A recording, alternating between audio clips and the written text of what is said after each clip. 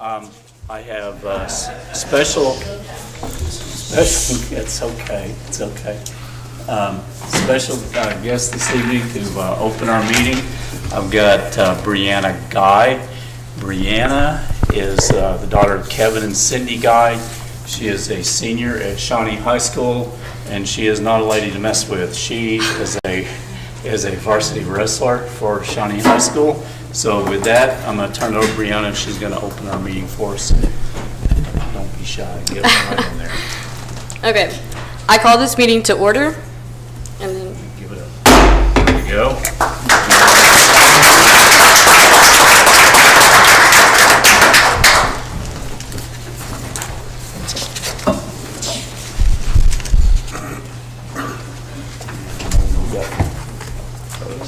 Right there. What's happening?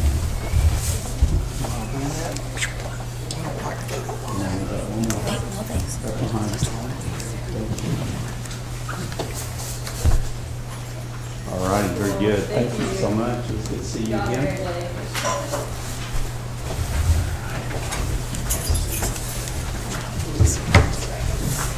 Didn't they just go to state? What's that? Didn't they just go to state? They did. Yeah, they had a junior high girl win, or middle school girl win state. All right, let's call roll. Matthews. Here. Eagles. here. Frazier. Here. Bolt. Here. Rutherford. Here. Seymour. Here. Richter. Here. We have a quorum. Thank you, ma'am. Next up is invocation. Pastor Justin Dunn from University Baptist Church is here to do that for us. How you doing, Justin? Doing well, how are you? Doing great.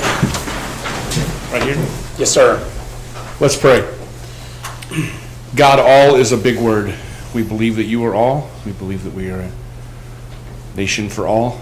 And we believe that this city government has the opportunity and the call to represent all to the best they can. God, we thank you for them, for this leadership. We thank you for this meeting. We thank you for your enduring presence. We pray that business might be done in a way that is best for all. It's in Jesus' name I pray. Amen. Amen. Thank you, Pastor. If you will join me in the flag salute. I pledge allegiance to the flag of the United States of America and to the republic for which it stands, one nation, under God, indivisible, with liberty and justice for all. Somehow I didn't take a bottle of water. Okay, number one is recognition of the 2023 Build Oklahoma Best in Class Award for Kids Space Park. So I will come down front and Carrie, I guess, will be there. Take this.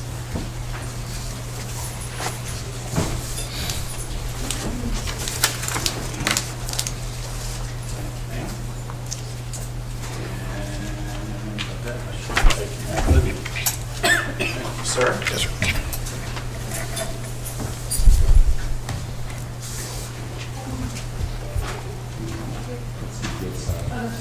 Yeah. Okay, first we've got recognition for Best in Class Award from the AGCOK for Kids Space Park. And we got to go up there and receive that award the other night, and that was real neat. The Associated General Contractors of Oklahoma, AGCOK, is a statewide full-service nonprofit organization for construction professionals, and membership includes contractors, construction managers, specialty contractors, suppliers, and service providers involved in the construction industry in Oklahoma. AGCOK actively represents all types and disciplines within the construction industry in Oklahoma.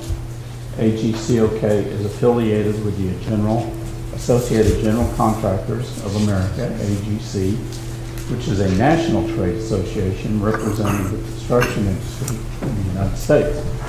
The City of Shawnee's contractor, Lambert Construction, completed the Kids Space Park reconstruction project in June of last year. At AGCOK's most recent 2023 Builders Bash Banquet, Lambert Construction was awarded the Best in Class for the under $5 million recreational park improvement category Lambert Construction staff and representatives from the city of Shawnee were in attendance to receive the trophy. The achievement would not have been possible without the expertise and dedication of city staff across multiple departments, including engineering, plan review, and inspection, public works, and parks and recreation, as well as information technology. But for their collective contributions and active guidance to the success of this project, this Best of Class award would not have been possible. So Carrie, I want to give this to you, and I'll just read it real quick. It says certificate of recognition on this 18th day of March 2024 to the engineering, public works, and public recreation on behalf of the city of Shawnee to acknowledge their involvement in securing the Associated General Contractors of Oklahoma 2023 Build Oklahoma Best in Class Award. And this is really a cool thing. And where's our trophy? So, this thing's, there we go. I know it is. So this is the trophy that we, I think they're trying to get a picture. So, there we go.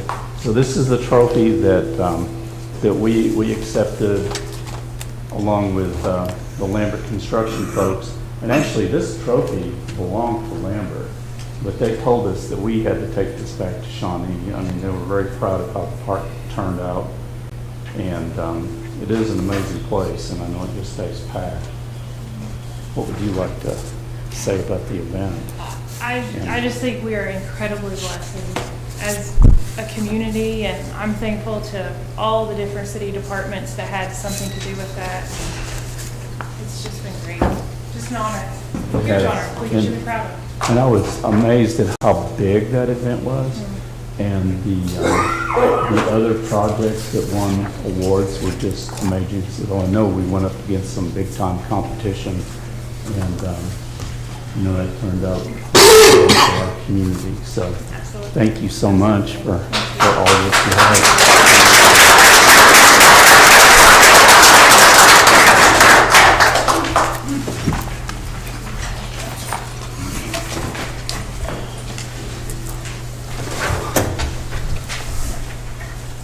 Let's see, item 2 is citizen participation, and I have a list, couple pages, it's like 3 pages worth.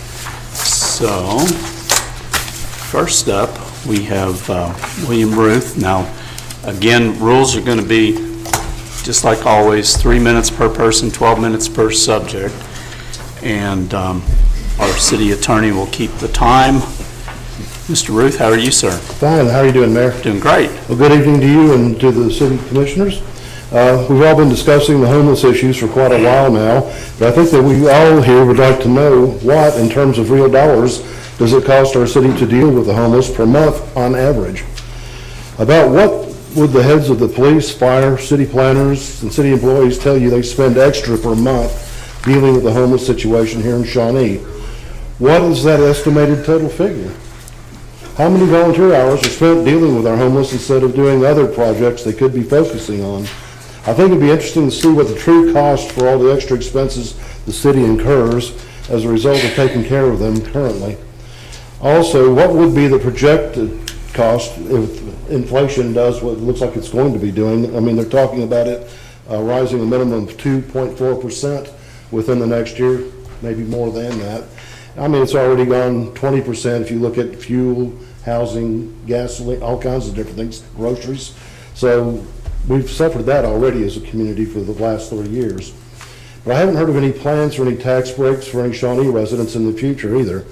Will there be one? This is especially bad when we already have the highest sales tax rate in the state as it is. We would like to have an answer to that question, sir, by the next meeting if possible, as we know that you guys are intimately involved with this issue. May we please expect an answer to this question by next month? And we'd just like to get an idea of how expensive this issue truly is to our city. Thank you very much. Thank you, sir. Next up is Evan Way. Is there Evan? My name is Evan Way. I live Yeah. above public product. Oh, okay. It was Thank. for the authority. Okay, very good. Thank you, Evan. Sarah Inselman, I know I saw Sarah up front. How you doing, Sarah? Good, how are you doing? Doing great. Good. Thank you for your time tonight. I did want to share my concerns that Erica, the homeless coordinator's position, hasn't been filled. I know it's only been 6 weeks, but it's just critical that someone's in that position. It's such a valuable position. There was so many projects, large and small, individuals that she was working with, helping them through steps of stuff that is just, falling through the cracks because she did it like nobody else could, and efficiently, and picking up and moving on is pretty much impossible on so many of her projects. So that was a real concern. I'd like to, for it to be considered, when we're going to get somebody.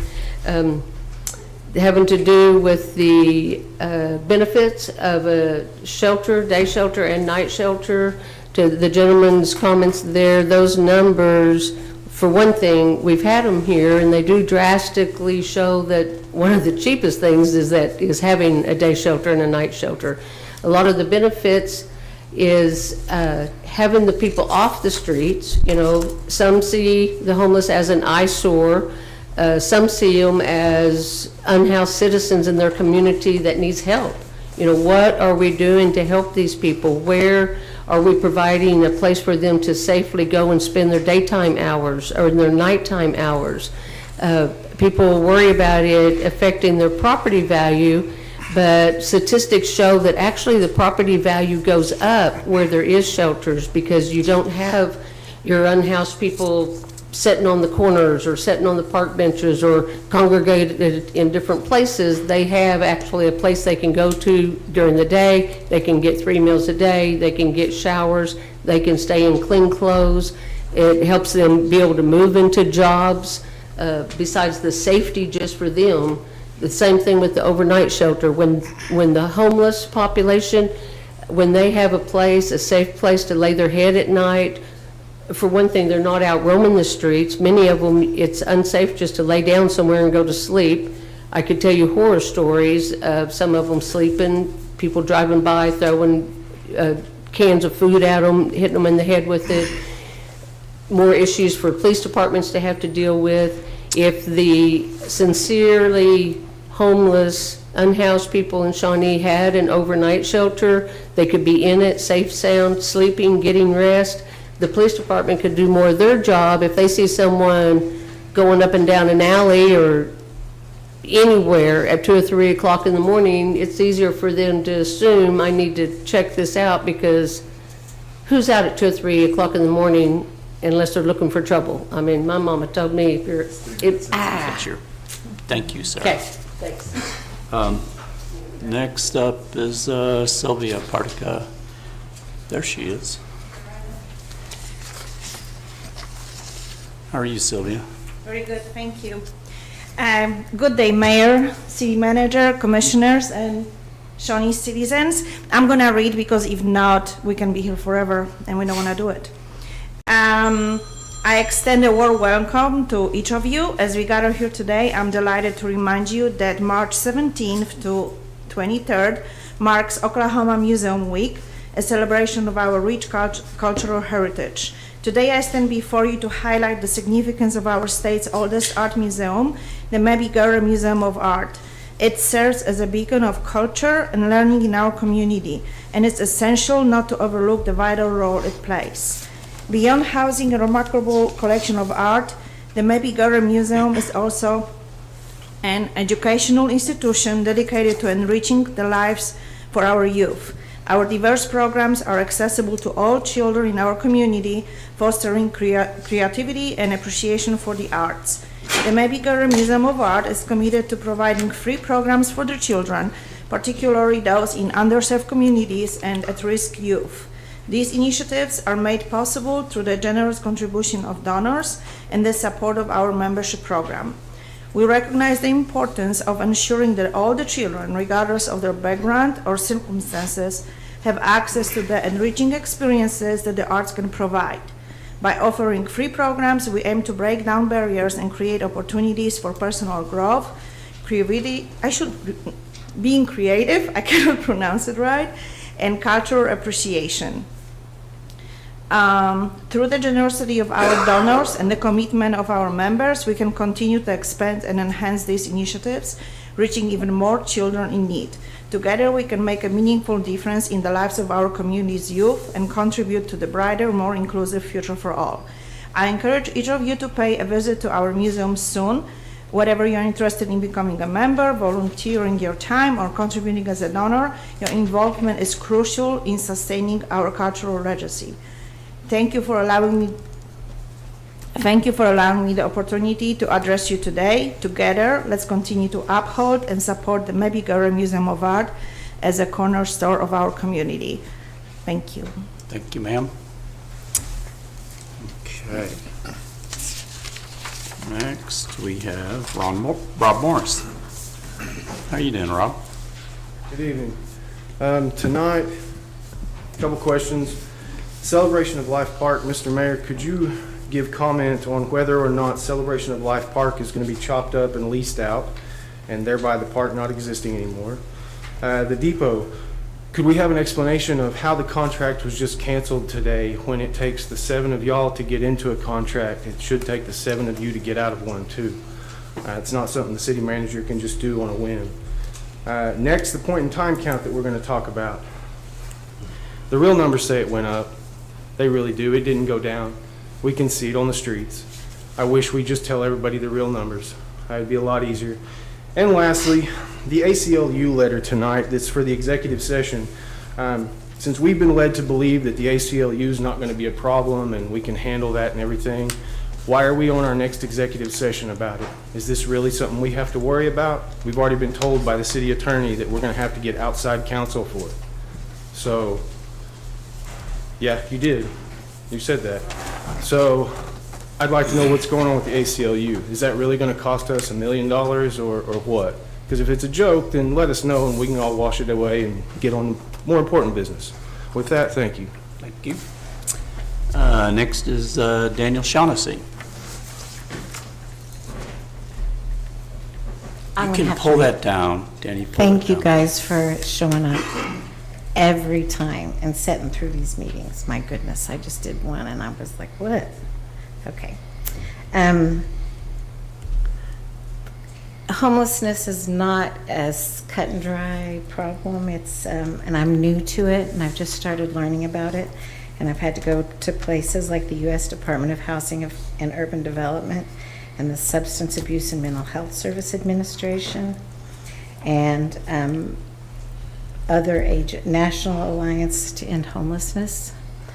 And these are not problems that occur overnight. So many of these things are started as early as childhood from trauma and adverse childhood experiences, systematic factors such as structural inequality and discrimination and systematic barriers, racial disparities in housing and employment.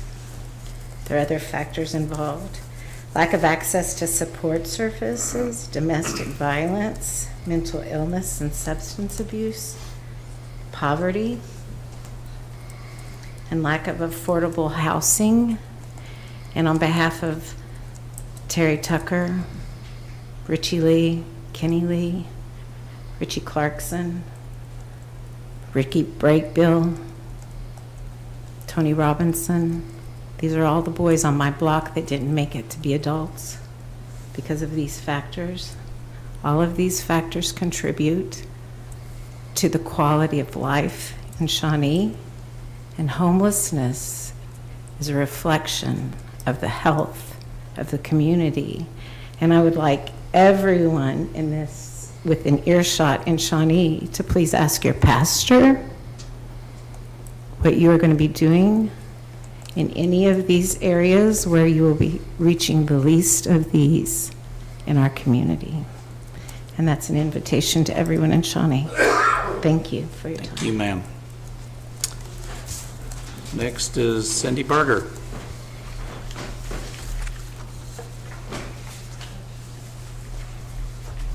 How are you, Cindy? I'm good. So last month, you guys had talked about the ordinance where a homeless shelter not being able to be built within 1,000 feet of a home, and then talk of removing that ordinance. And I saw it posted somewhere that maybe it was going to be considered for 100 feet. So I came to suggest maybe considering something like 100 yards, a football field length. I think a lot of people would have an issue with 100 yards or 100 feet being too close still. I'm not saying that. I understand there are lots of reasons for people to be homeless, but the main concern that people have around here are the dangerous people, and for those to be coming through neighborhoods, and 100 feet, they could make the excuse, well, I was just going back to the shelter, and so it may be less worrisome for people if they're 100 yards away. Then it's obvious that they're encroaching on someone's house instead of just returning to the shelter. So that was my suggestion for that. Okay, thank you, Cindy. Let's see. Looks like last one is Rick Young. There he is. Good evening. How you doing, Rick? Hi, I'm Rick Young, Ward 3. I want to start this way. It's been some time since I've gone this direction, but I do want to thank the council of the real progress that's been done by this administration, the staff, and all of our elected volunteers over the last 4 years. We've had quite a musical chairs type operation here over the last 4 years, and I'm grateful and thankful for those of you that are still here, those that have been added, those that will remain, and those that will not remain. So to lead off with that, my speaking tonight is concerned over items 6 and 7 of the agenda in reference to Mr. Harkins' report in our last time that we met, which would include the HRC, its director, going all the way back to the proposal for Dockery Park. We just had the very controversial no sit, no lie ordinance. And what has cropped up recently was somebody just addressed it with 100 foot, 100 feet, 300 feet, 1,000 feet, or how many ever for the property on South Pennsylvania, which will go unnamed at this point. Also, Ward 3. And I want to say congratulations to all those stakeholders who came last meeting and stood up for the no drive-through liquor store. I mean, I was almost dumbfounded when I heard the presentation of why Ward 3 needed it, because it was one of the most depressed areas in Shawnee. That'd be the perfect thing, is to bring a drive-through liquor store. That's comical. Anyway, also we have a situation of no dumping, which is not really addressed because people say it's not happening. I beg to differ. You want to talk to Bob Weaver about some of that that's going on, including the refuge and the trash that we were dealing with. And at the same time, there are a lot of good things going on in Shawnee, America. She's going to get swept up at the outgrowth coming out of Oklahoma City, the new big league city. And if we need to make sure that we have our ducks in line so when that happens, whether we're here or not, and it doesn't make a difference if we do something, we don't do something, it's coming. That's not a warning, that's just fact. If you don't think so, we'll talk to all our little neighbors around Oklahoma City. This is our experience, this growth, and we are the last bastion for this growth. And so my prayers and my hope is that we can get it together, and if not, we can find people that can help us get it together. Lastly, this is the last meeting that we'll have before we have a Shawnee Public School Board issue, a bond issue, April 2nd.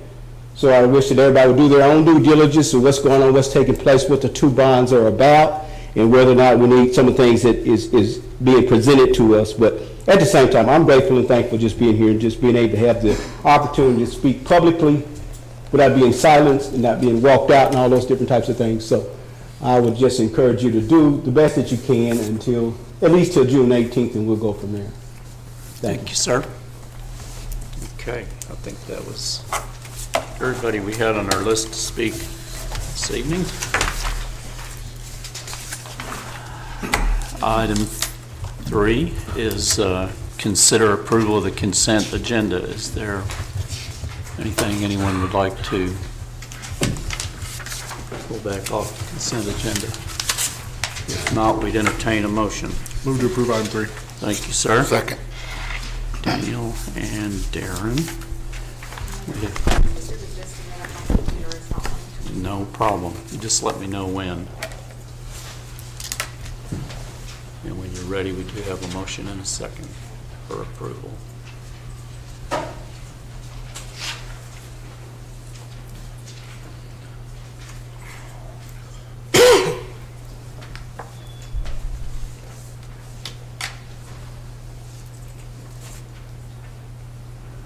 I apologize. No, that's okay. Are you going to be a minute? I don't know. If you are, I'm going to run down the hall and get a bottle of water, because somehow I didn't get one. But I can get it, And it wouldn't be such a bad thing, but I really need one tonight. Thank you, sir.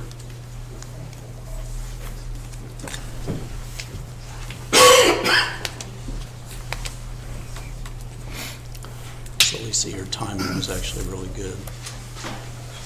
So are you unplugged from the Ethernet cable on purpose? Yeah, I'm trying to go Go Verizon wireless. now. Okay. Yeah. And it's not wanting to. Ryan? Could you come assist, please?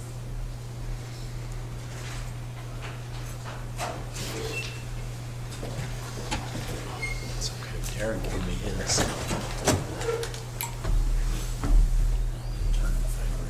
think yours is colder now. I planned that.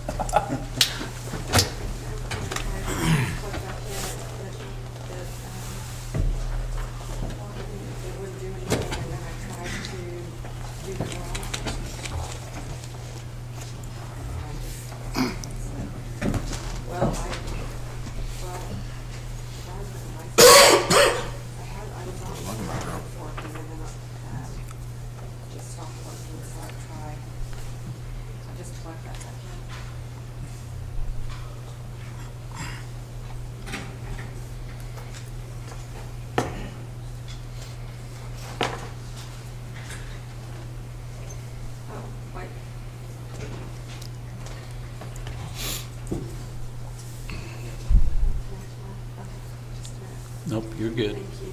Okay, just, we can't go without you, so you just let us know when.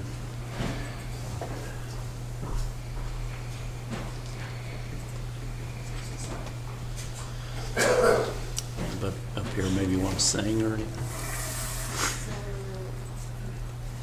item number 3, we have a motion. Yes, ma'am, we had a motion. I made a and motion to second. approve. Daniel and Darren.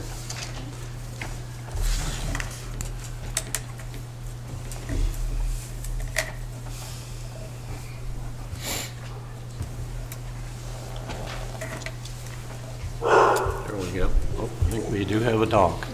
I'd like to predict we have a dog on item 4. And motion passes 7-0. In fact, as we know, we have a dog, so item 4 is presentation of the pet of the month by Animal Control. And here we come. Wait, it's a dog?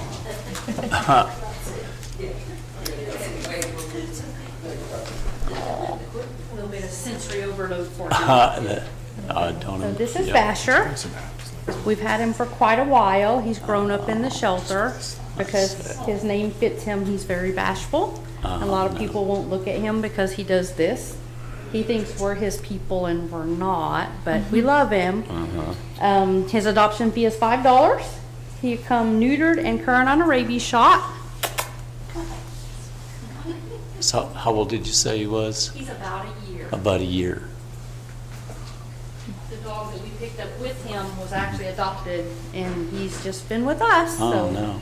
we've just been Lost working his on him friend. to get him out of this shell. Well, he looks like a nice dog. But he's a little lab mix, so you still train him to be a bird dog if you wanted. There you go.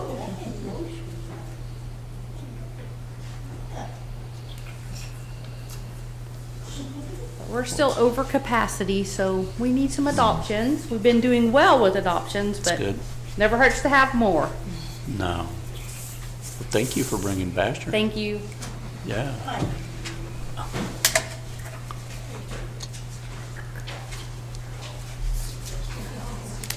Alrighty. Item 5, we have 1, 2, 3 mayor's proclamations, so I will come back down front and we will do those. I'll bring my notes.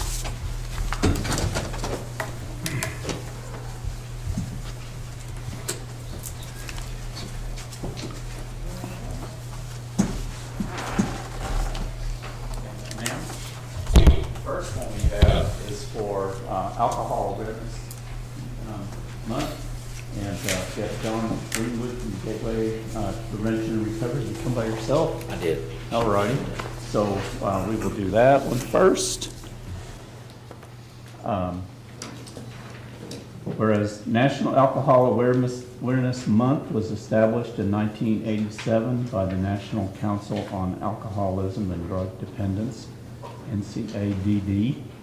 And whereas alcohol-related problems continue to exact an immense toll on individuals, families, and communities within the United States, more than 178,000 people die every year from alcohol misuse.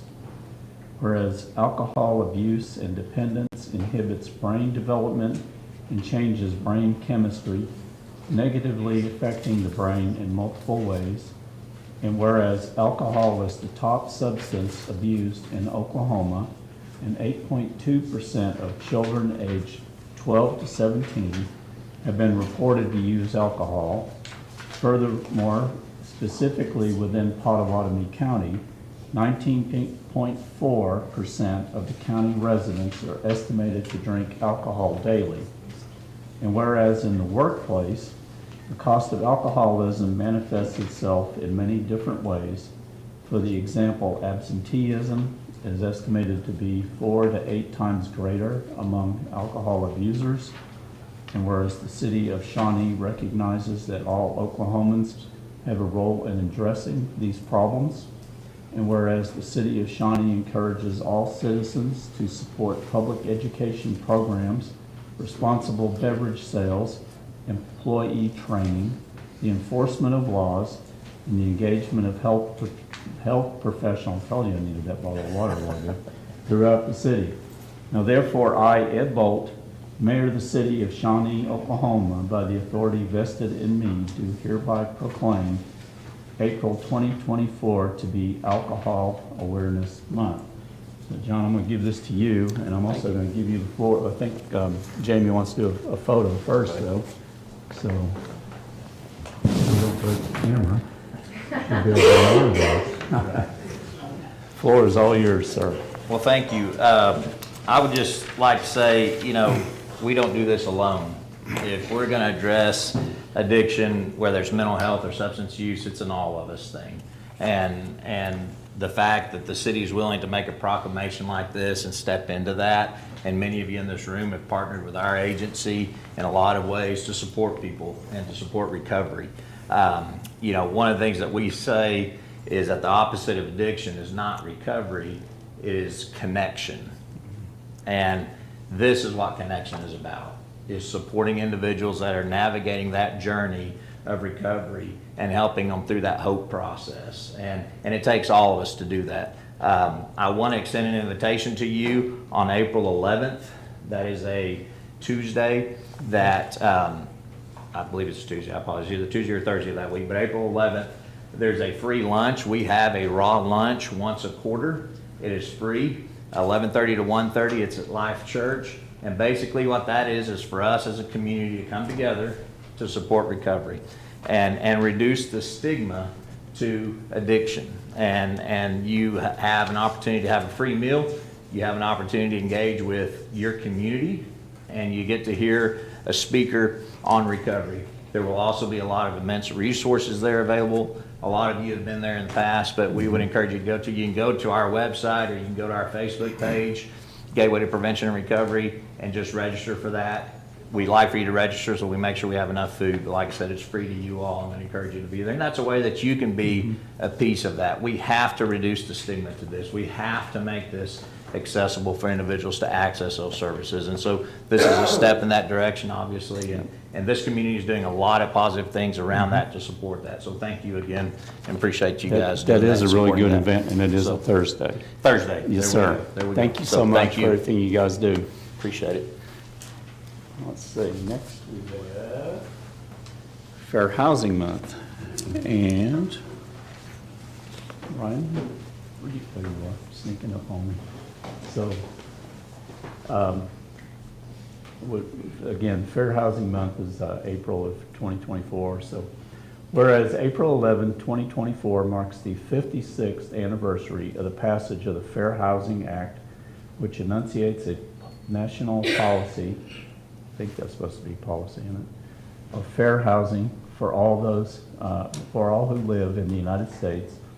And whereas the Fair Housing Act prohibits discrimination in housing based on race, religion, sex, familial status, national origin, and disability, and commits recipients of federal funding to affirmatively further fair housing in their communities. And whereas the City of Shawnee has adopted a fair housing ordinance and has designated the month of April as Fair Housing Month, and encourages each citizen to implement the provisions of those acts. And whereas the City Commission has further designated the City Clerk as the Fair Housing Activities Coordinator, and requests that any person or group of persons who are planning activities to promote fair housing inform the Fair Housing Activities Coordinator of said activities. And whereas the City of Shawnee is committed to be an inclusive community committed to the fair housing and to promote appropriate activities by private and public entities intended to provide or advocate for equal housing opportunities for all residents and prospective residents. And whereas the City of Shawnee urges all citizens to join in recognizing fair housing and the importance it has for our community. Now therefore, I, Ed Bolt, Mayor of the City of Shawnee, Oklahoma, by the authority vested in me, do hereby proclaim April 2024 to be Fair Housing Month. And Ryan, I will give that to you, and I'll open the floor to you. Is there anything you'd like to say? All right, very good. Thank you, sir. Appreciate all you do. Well, we got to get a picture. I guess the camera still worked. And this one is probably the most difficult one I do all year. This is for National Donate Life Month. Allie from last year was supposed to make it tonight, and she called me today to let me know that she had an emergency come up, so she wasn't able to make it. So I will see Allie soon, and I will get this to her. So, whereas one of the most meaningful gifts that a human being can bestow upon another is the gift of life. And whereas more than 26,000 Americans receive a life-saving organ transplant every year, and more than 103,000 men, women, and children are currently on the national waiting list for the organ transplantation, of which around 700 are Oklahomans. And whereas another person is added to the waiting list every 8 minutes, and on average, 17 people die every day to lack of available organs. And whereas the National Donate Life Month is a nationwide observance to raise awareness of critical need for organ and tissue donations. And whereas the most effective way to address this health crisis is to encourage citizens to register their decision to be an organ, eye, and tissue donor in the National Donate Life Registry, registerme.org, lifeshareregistry.org, or at the local tag agency. And whereas one donor can save up to 8 lives through organ donation and can improve another 75 lives through eye and tissue donation. And whereas National Donate Life Month celebrates the generosity of those who have saved lives, and encourages others to become registered donors. And whereas the mayor and the city of Shawnee, Oklahoma feel that Donate Life cause of saving and healing lives upon organ, eye, and tissue donation is of immediate and worthwhile importance. Now therefore, I, Ed Bolt, Mayor of the City of Shawnee, Oklahoma, by the authority vested in me, do hereby proclaim April 2024 to be National Donate Life Month. This is such an important thing, and it's such an easy thing to become an organ donor. And you know, I can tell you that my son, personally, you know, he saved 5 lives, and you know, it was a terrible thing for us that we'll never get over. But you know, there's 5 families that aren't going through what we will always be going through because of his passing. But anyway, if you're not an organ donor, please consider becoming one, because you know, you really can save lives and make a big difference in other people's lives. You know, maybe it's not a life-saving donation that they receive, but something that can really improve the quality of their life. So anyway, so April is National Donate Life Month, so please keep that in mind. Now I know the camera will be bad. Thank you. There you go. Thank you so much. And I'll let you handle that, and I'll get that to Alex in the next couple of days.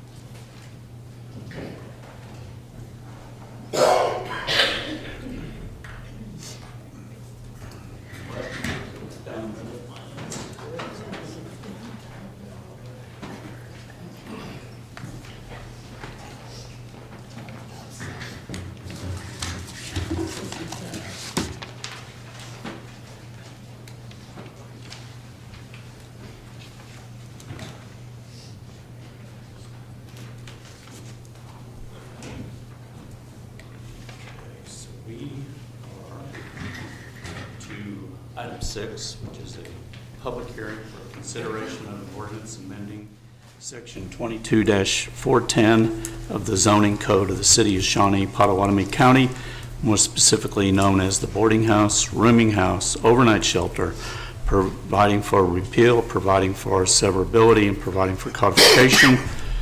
Ron Harkins, it's all yours. Thank you, Mr. Mayor. As noted in the staff report, the Planning Commission did not meet during their March meeting due to lack of quorum. Because of that, even though the item was advertised and has to be on the agenda for that reason, staff would ask for a deferral of this item to the April 15th City Commission meeting to allow time for the Planning Commission to hear the item per the zoning code. Okay, very good. So do we need to vote on that, or can we just defer it? Yep, we'll need to make a motion. Okay. Defer it to that date. I have a question for council. Sure. Can we defer to a future meeting instead of putting a specific date on it? Yes. And that wouldn't exclude us from putting it on April 15th No. if a commissioner asked for it, but it wouldn't require it to be on April. Where if the motion is to defer to the April 15th meeting, it would be on the April agenda regardless. Correct. Okay.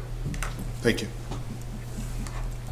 So is that your desire? Mr. Mayor, I'd like to make a motion, we defer item 6 to a future meeting. Thank you, sir.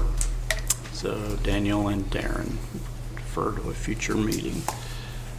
All righty. We have a motion and a second to defer to a future meeting. We'll call the question.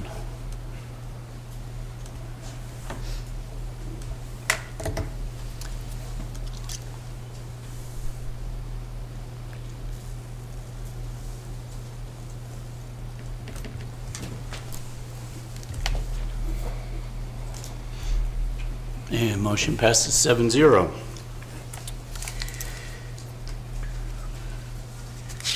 Item 7 is discussion of potential amendments to portions of Article 7, Section 22-410 of the Chapter 22 related to the operation of shelter for homeless persons.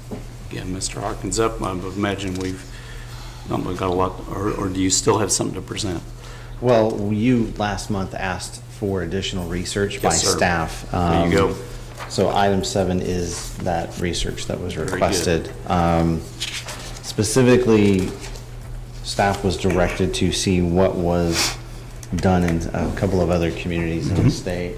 So with that said, as our folks in the back pull up that PowerPoint, I'd remind the commission, the current code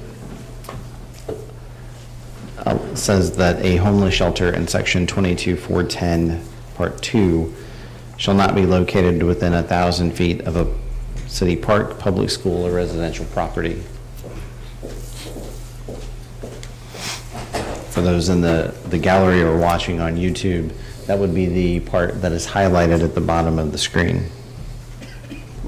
Having said that, when you map out what that looks like, that leaves the center of the airport runway and then areas on the north side of the community, which is essentially our future growth area.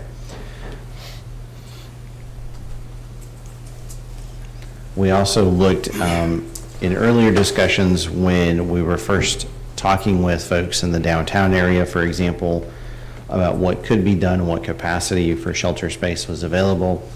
We did map out what a 250 and a 500-foot barrier looked like. That's what you see on the maps as well.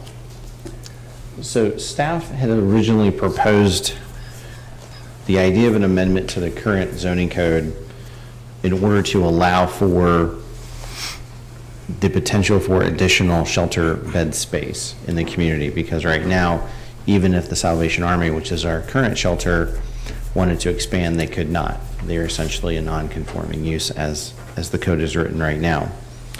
We drafted a proposed amendment simply to begin the discussion process about what could be done and where.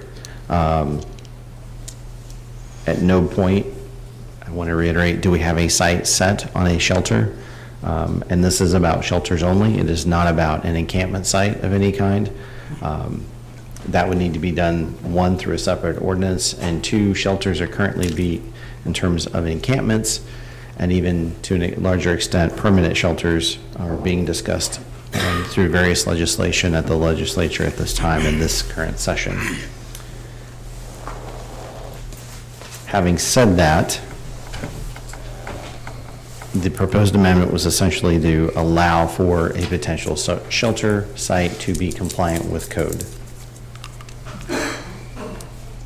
We wanted to give some additional research as to what is been done in other communities, and specifically, I'm just going to get off that. We were asked specifically within the state of Oklahoma. So I will start with Oklahoma City. Currently, right now, according to Oklahoma City Code, and I know one person thought there might be one shelter, some I know in the community have thought there would be more. We counted 7 that we researched. They vary in distance between approximately 1,476 square feet and up to almost 7,300 square feet in terms of distance between each other. They vary in terms of location. Right now, what is proposed in terms of the current code and what's in Oklahoma City says that an inordinate concentration of units is discouraged. Thank you. That's the section you see highlighted.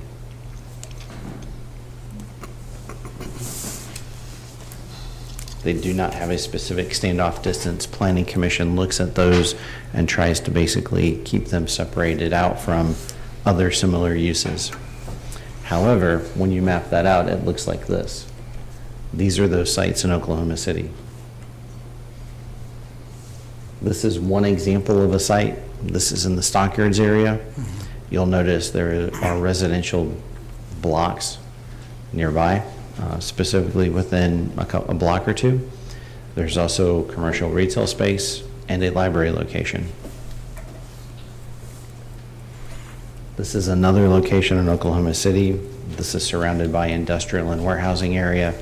You'll notice part of the building is painted with a mural to help with additional screening, and then screening is provided around the perimeter of the property.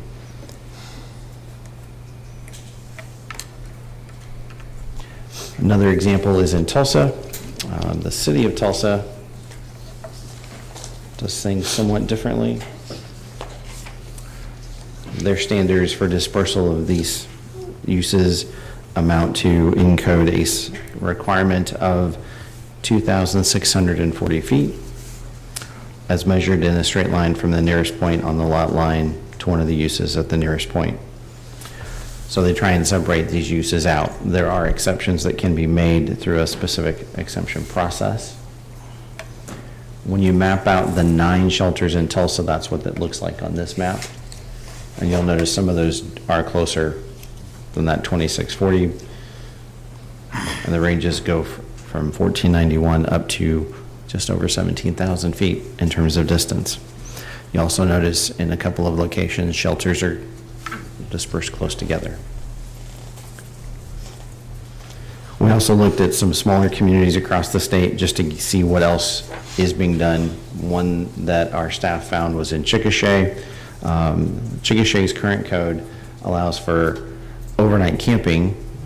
The existing shelter we found is located next to residential property, but their code allows for overnight camping like a shelter to be allowed in the I-1 zoning district, but it must be within a building. I did not write that code, and I'm not sure why it's written that way, but that is what their zoning code states. Norman. There are no distance requirements in the municipal code for overnight shelters from a residential community. Norman does rely on practical considerations, however, to be taken into account, specifically proximity to services. Other factors have to be assessed with each proposal for a soup kitchen, overnight shelter, warming station, or day shelter. And we will give you one example here. I know some on the dais have seen this location before. This is Food and Shelter in Norman. It is specifically across the street from a residential area. When you look at their site or drive by it, you will see small dwelling units that are transitional housing, a common building, as well as a building that they are building for a day shelter. That is the large building on the south. Specifically south of the large building south of the red dot. In Lawton, the one shelter we found is next to R2 and R3 zoning districts. However, in Lawton, according to the zoning code, facilities like this are allowed in the public facility zoning district. It can be allowed in some other zoning districts like industrial as well. Okmulgee, so we tried to go large and small in terms of community size. They allow residential treatment centers, protective shelters, transitional living, and similar uses a quarter mile from other lots containing such facilities. Muskogee is another community that we did some research on. Their ordinance basically, while very lengthy, talks to the idea that these are not to be clustered together. They are to be separated out. They are also to be harmonious with the surrounding area. The traffic has to be accommodated on the existing street network, and the streets have to accommodate any traffic generated by such a facility. That's a brief overview, and again, this is for discussion purposes only per your request, so I'd be happy to answer questions. And if there's additional research or information you'd like us to provide, we can certainly gather that. Okay, very good. What questions do we have for Ryan? Yeah, I do. Every one of these has stuff in place that's kind of what you guys are wanting to do. But the other side of that, I know there's other cities out there that you didn't show on the other side of the coin that are similar to us where they have the limitations. So obviously you were looking for cities that fit your supposed need. We But were, you know, the other side of that, you know there's communities that are just like us. It didn't report those at all. again, we were asked to research what other communities did as far as standoff distances and things like that, so that's what was brought. We can do additional research on other communities that may be in a similar situation that may not have something in place and see what they have. We can certainly do that. That's not a problem. Which I would have presumed that it would have encompassed both for and against. So, you know, it's a more well-rounded report instead of just specifically. So I may be able to answer that question. Communities with similar zoning codes as ours would not be able to have a shelter. So we looked for those communities that had shelter locations. You are correct. We did not select which communities to portray, but communities with similar ordinances such as ours just simply kind of eliminated everything off the map, which is what is currently happening within Shawnee. I hope that answers your question.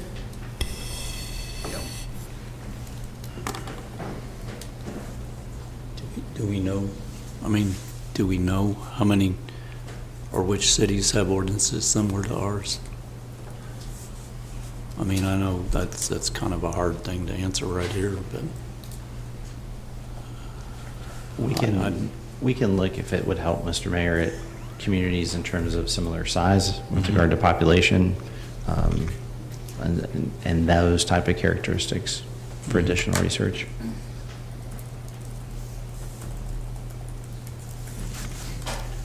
what other questions do we have? I just continue to feel that, Ryan, I really appreciate the research, and I think if we're looking at what it takes to have a shelter, we have to look at communities that have shelter and what their rules are around them. But I just don't think this conversation is ripe yet for us to be having, from the standpoint of Ryan, this could be a question for you, and then I have some for, I think, council. If we change zones today, we all arrived at rules that we all liked, would we have a provider ready to proceed? At the present time, there is not one in our discussions with anyone in the roundtable. There are some groups that are trying to work diligently toward getting to a point where they could start looking at that process, but none of them are at a point of stepping forward to do that yet for varying reasons. I think that gets to my point, and I'm just one of seven up here, but I fear we create uncertainty in changing an ordinance when we don't have it. Like, I have no interest in voting for the city owning and operating a shelter. And so if we don't have a provider in place, I don't think the conversation on what the zoning around it, I think we can continue to have the discussion and do the research without changing the zoning, and I personally prefer we do it a different way anyway. But my hesitation on the ripeness of the conversation, I think, has some legal reasons too, so I have a couple of questions for council. One, it appears there are both federal and state. Federal would be rulings coming, state in the form of legislation that could heavily impact this process. Can you comment on that? Because if we go all this effort, all this controversy, all this discord and disagreement, and then we get swept up by federal or state rules, we didn't really accomplish anything. We're back at ground zero, except we're all mad at each other. Certainly, Commissioner, not commenting on your commentary, but to answer the question that was embedded in there. And I'll address the federal first. Mid-January of this year, so well into this process that the city has undertaken. On the federal side, the U.S. Supreme Court did agree to take up consideration of the Grants Pass case. The Grants Pass case is a progeny or direct result of the Martin v. Boise case that we've talked about in this chamber on multiple occasions, and speaks directly to the same Eighth Amendment challenge with regard to shelter beds and outdoor sleeping. And so again, we don't have any way of anticipating what the U.S. Supreme Court will rule on that, but it will speak directly to that Ninth Circuit opinion, which is directly on point with some of these issues. And so from that standpoint, it would have the ability to impact how we would analyze this situation. And I believe what you're referencing on the state side would be legislation that has recently been introduced into the House and Senate with regard to overnight sleeping on state property. The initial draft does not clearly define whether or not that would trickle down to municipalities or other political subdivisions outside of state-owned property. But there is significant indication and discussion, I understand, to be taking place at the Capitol that may in fact be the case. And so it does appear likely that bill will be voted on this session. Whether or not it passes and what form it is in when it passes, we don't know. But there is certainly activity at the state level that could trickle down to the municipality that may impact how we need to approach this situation. Thank you. So that this places my tolerance at like, let's get that ruling. If we don't have a provider ready to go anyway, to me, my preference would be see what our state legislature does, see how the federal ruling impacts our ability, and then have a discussion that is perhaps educated or by current proceedings. Because if we don't have a provider ready to go, then, I mean, to me, all we're doing is creating insecurity and amongst everyone who now believes the shelter is going to be in their backyard. And just as a point of clarification, it is just on the agenda tonight for discussion. Sure. So it would not be an action item this evening, but to your point, any future discussion or future agenda items could be impacted by the things that I just referred to. Of course, I mean, that's just one side of the coin. I think you got to talk about the other side too. Is there may be legal changes down the road. I mean, none of us have a crystal ball, and we don't know how those are going to turn out. But regardless of how they turn out, I mean, we still have an issue in our town and many other communities about an unhoused population. And what do you do about that? I mean, to try to get that number down. Obviously, we need an organization to step and run that. I mean, that's not our place. I mean, I think probably we maybe help that process, but I don't think we're going to be the ones running that. But I think we can't just say, it's illegal to be homeless and out on the street without trying to figure out a way to keep that being a problem or make it a smaller problem than we have. No, I would agree. And I know one gentleman asked earlier this evening about what's that cost for us, currently. Sure. I mean, there is cost. I mean, every time we have to dispatch the police, or every time, one of the unhoused folks goes to, or actually anybody goes to the emergency room to get medical care, and of course they don't have any insurance, all of us end up picking up that tab down there. And so it's, as the lady said when she spoke, I mean, this is a very, very, very complicated situation. You know, there's not an easy, if there was an easy answer to this, we wouldn't be talking about it tonight, that we all know. So, I don't know. I mean, you got a good point there, Dan. I mean, you really do. I mean, it's kind of the chicken and the egg thing.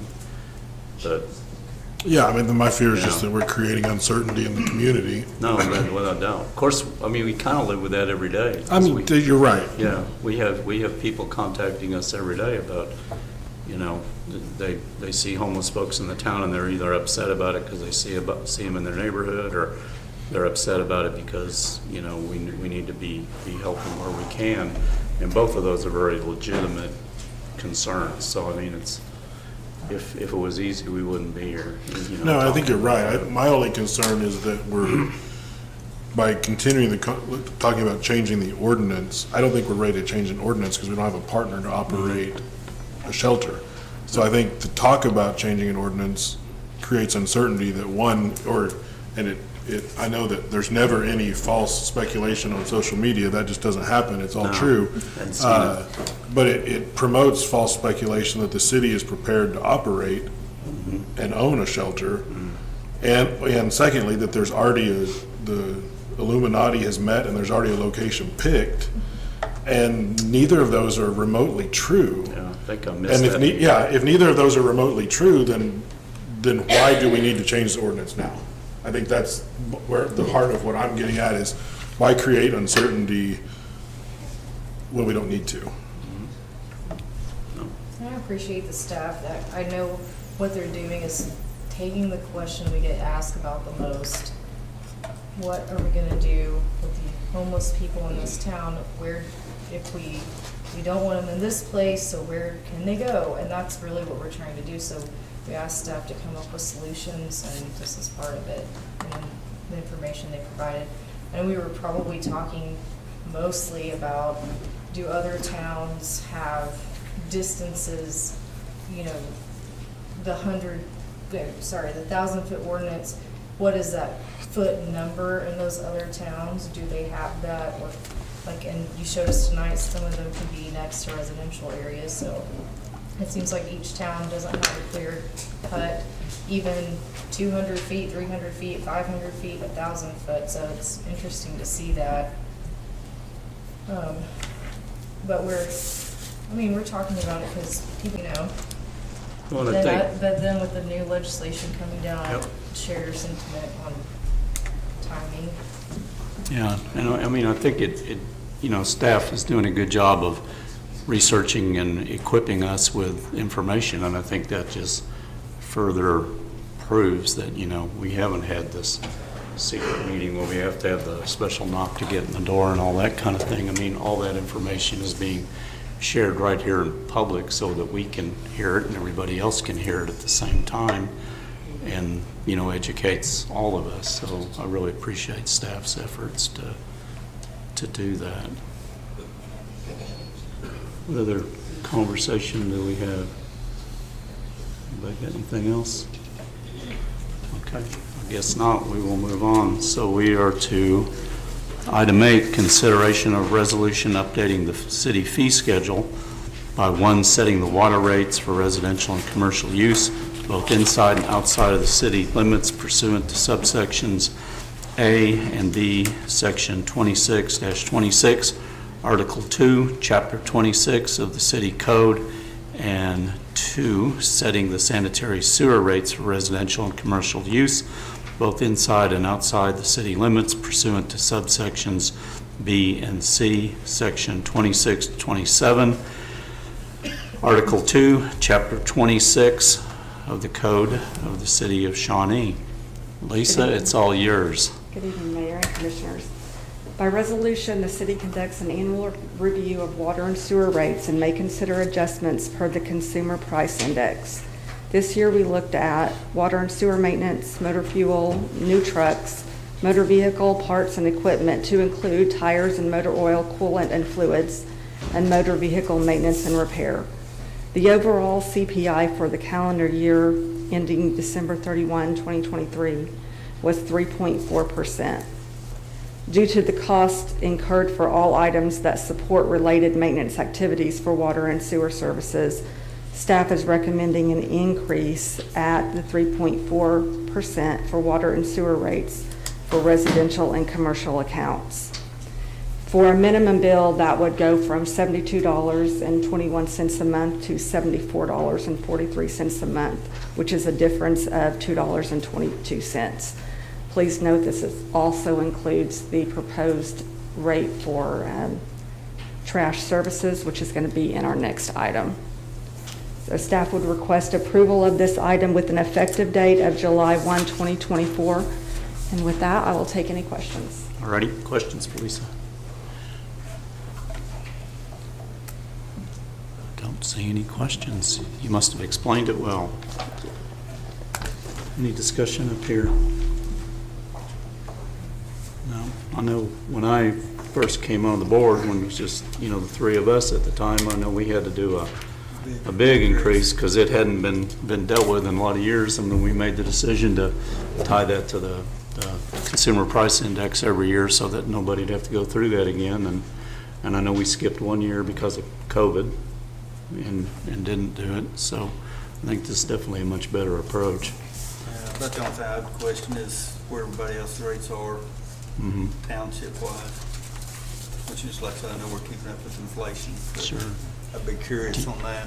Do you have any information on that, Lisa? I did not look at that this year. I looked at it last year, and we were about even with everybody else, but I could collect that information and get it to you. This year, I think we're fine, but maybe next year we'll look at it Okay. with other municipalities. Okay.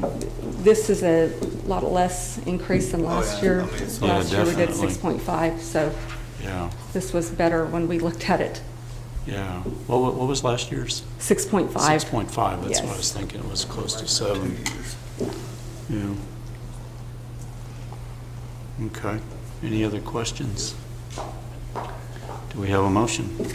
I'll make a motion to approve. Thank you, sir. I'll second. Mark and Darren. Okay, we have a motion and a second. So Joe, you are up. Thank you, Mr. Mayor. A resolution updating the city fee schedule by 1, setting the water rates for residential and commercial use, both inside and outside the city limits, pursuant to subsections A and B, Section 26-26, Article 2, Chapter 26 of the City Code, and 2, setting the sanitary sewer rates for residential and commercial use, both inside and outside the city limits, pursuant to subsections A and C, Section 26-27, Article 2, Chapter 26 of the Code of the City of Shawnee. Okay, very good. We have a motion and a second for approval. We'll call the question.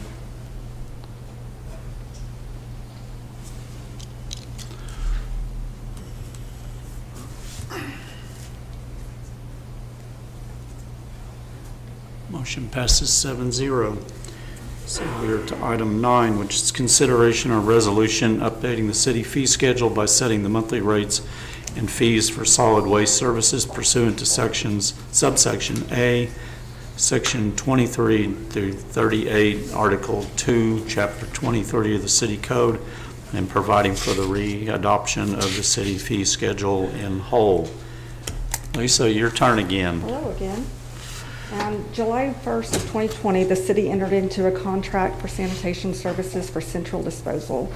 The request for production provides for review of the CPI annually and for it not to exceed 3.5%.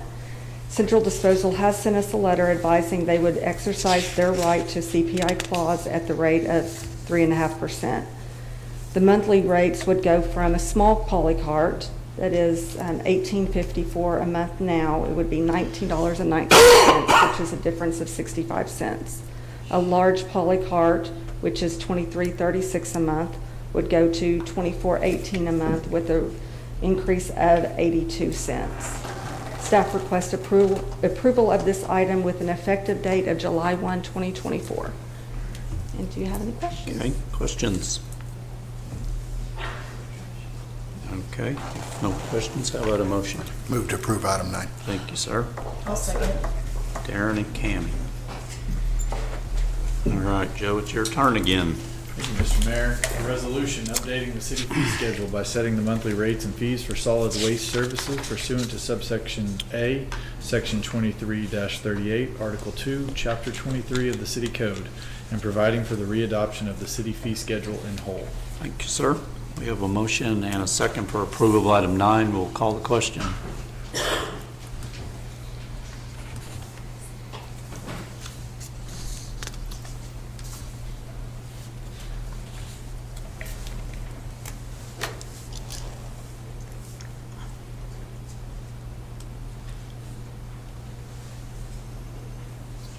Commissioner Matthews and Commissioner Seahorn, did you have an option to vote? Okay, Commissioner Matthews? Yes. Commissioner Seahorn? Yes. Motion passes 7-0.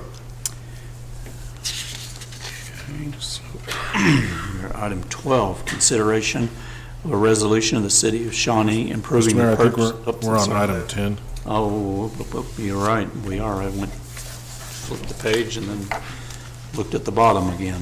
Thank you for catching that. Item 10 is consideration of an appeal of an administrative order regarding property located at 602 South Park Avenue. Mr. Bonder, I understand you will be up. Thank you, Mr. Mayor, Commissioners. I'll be brief. In review of this item, the appellants did not have proper standing to make the appeal. Rather than dismissing that on its face, we are asking, staff is asking for the commission to defer this to the April 15th meeting to allow the appellant to cure that defect.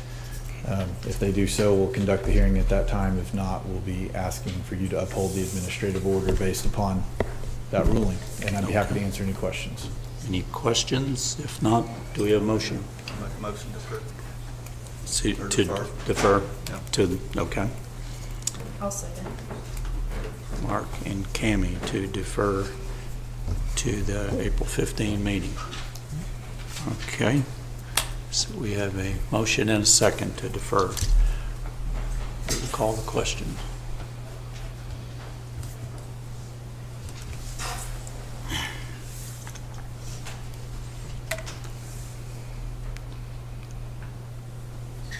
Vice Mayor Whitaker? Yes. Motion passes 7-0. Item 11, consideration of resolution to surplus a 2003 Ford F-450 reserve brush pumper. Chief, how are you tonight? Doing well. Appreciate you coming out tonight.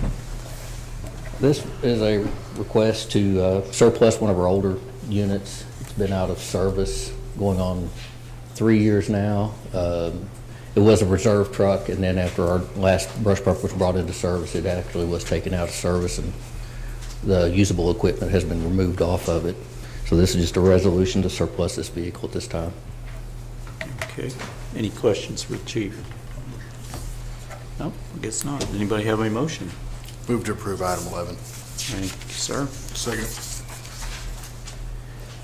Darren and Daniel.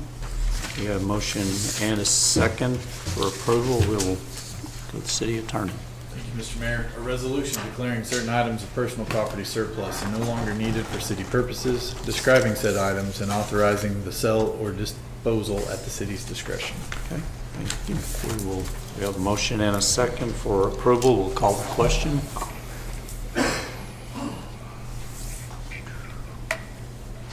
See who it left out this time. Yes. Thank you. Oh, there it is. Now it finally did it. Passes 7-0. Thank you, Chief.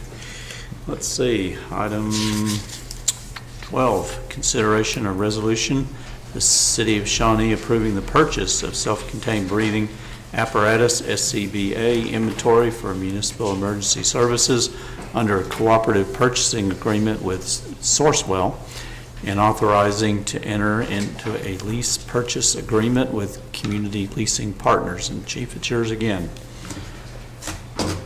This will be to replace the entire inventory of our self-contained breathing apparatus, or SCBA's. In 2021, the manufacturer Honeywell opted to no longer be in the fire service business and no longer manufactured them. So we knew this was a coming issue. We had planned for it. We worked through the 23, 24, 25, and 26 capital budget to plan for these, and I also applied for a grant, which we were awarded for $111,000 for that, which we've already used to purchase a partial amount of these SCBA's on them.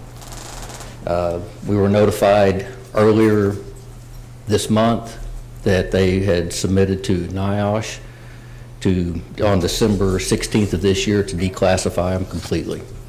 So it kind of completely eliminated our goal of implementing these into the 3 or 4 year tier process. So the resolution is in the hope of entering into an agreement with the lease purchase of these over the next 3 years. And it will provide or have a financial impact of the $359,291.52. Questions for Chief? Just so everybody hears, how many of these do we have? And will be 43. replaced? I'm sorry? 43 units. 43, very good. Anything else? Do we have a motion? If not, Move to Motion to approve. approve. Cammie? Right, man. I'll second. Second. Thank you, sir. We have a motion, a second. So Joe, you are up. Thank you, Mr. Mayor. A resolution of the City of Shawnee approving the purchase of self-contained breathing apparatus inventory from Municipal Emergency Services under a cooperative purchasing agreement with Sourcewell and authorizing to enter into a lease purchase agreement with Community Leasing Partners. Thank you, sir. We have a motion and a second for approval of item 12. We will call the question.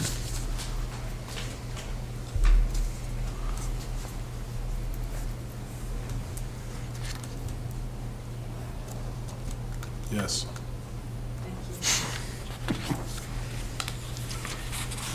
Motion passes 7-0. Item 13, consideration of a resolution of the City of Shawnee to purchase a Kubota SVL 75 utilizing Sourcewell contract number 040319. Danny Weiss, what do you know? I try not to know a lot, sir. Thank you, Mr. Mayor. This is a purchase of a track skid steer, as it says, for the Expo staff to use. This purchase was previously budgeted and approved through capital purchases for the Expo, just upgrades around the Expo grounds.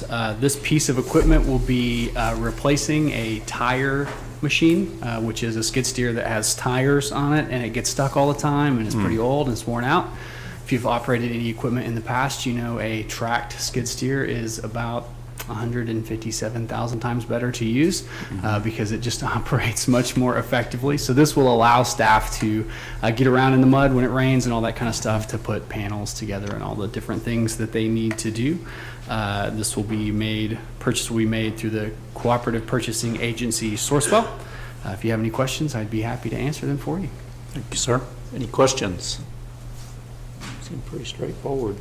Do we have a motion? I'll make a motion to approve. Thank you, sir. I'll second. Mark and Darren. All righty, we have a motion and a second, so it's your turn again. Thank you, Mr. Mayor. A resolution of the City of Shawnee approving the purchase of a Kubota SVL 75-3HWC from Great Plains Kubota of Shawnee under the cooperative purchasing agreement with Sourcewell. Thank you, sir. We have a motion and a second for approval of item 13. We will call the question.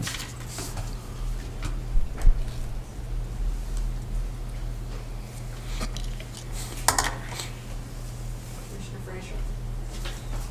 Oh, there it is. Yes, there it is. Yeah, it's just coming in slow. For some reason, it did not have mine. Motion passes 7-0. Let's see, we are to item 14. Consideration of a resolution to withdraw the request for exclusion from the aqueous film foam AFFF product liability litigation, MDL 2873. Joe, it's your turn again. Thank you, Mr. Mayor, Commissioners. At our last meeting, we had an executive session attended by outside counsel who was assisting with this MDL litigation. that point in time, they had had the opportunity to analyze test results for the city of Shawnee, and based upon their recommendation, this body took action coming out of executive session to participate in the settlement and withdraw its prior withdrawal from the settlement. This is just a cleanup item, housekeeping, as a ratification of that into resolution form to officially submit to the MDL litigation for participation in the settlement. Staff recommendation is to enter into the resolution, which simply ratifies the action this body took coming out of executive session at our last meeting. And with that, I would be happy to answer any questions. Questions? Move to approve item 14. Thank you, sir. I'll second. And Mark, so that now that you've sat down, it's your turn again. I like this microphone better. So. Yeah. A resolution to withdraw the request for exclusion from the Aqueous Film Forming Foam AFFF product liability litigation, MDL 2873. Thank you, sir. We have a motion and a second for approval. We'll call the question.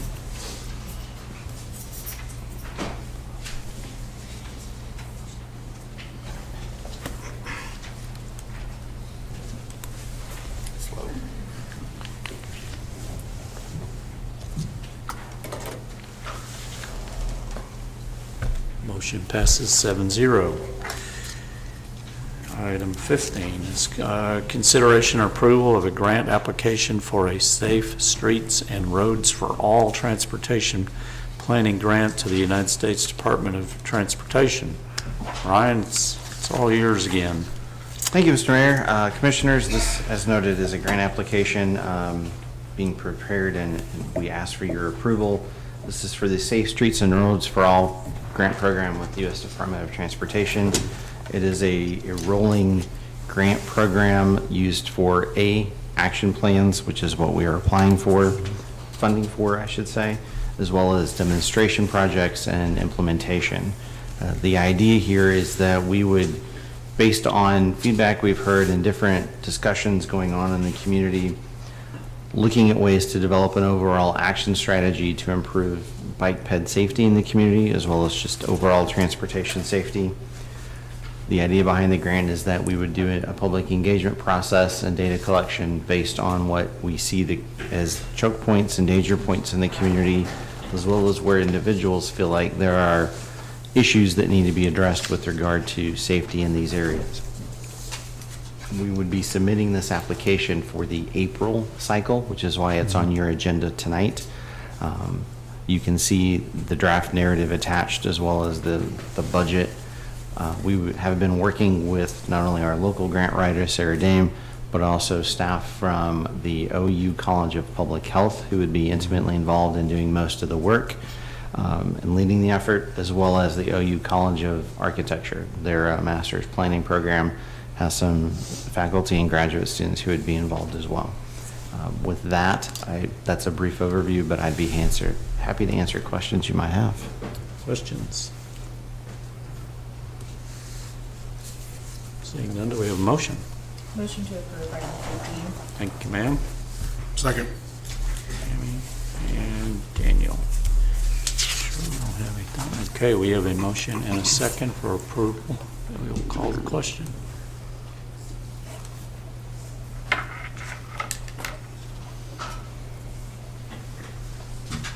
Yes.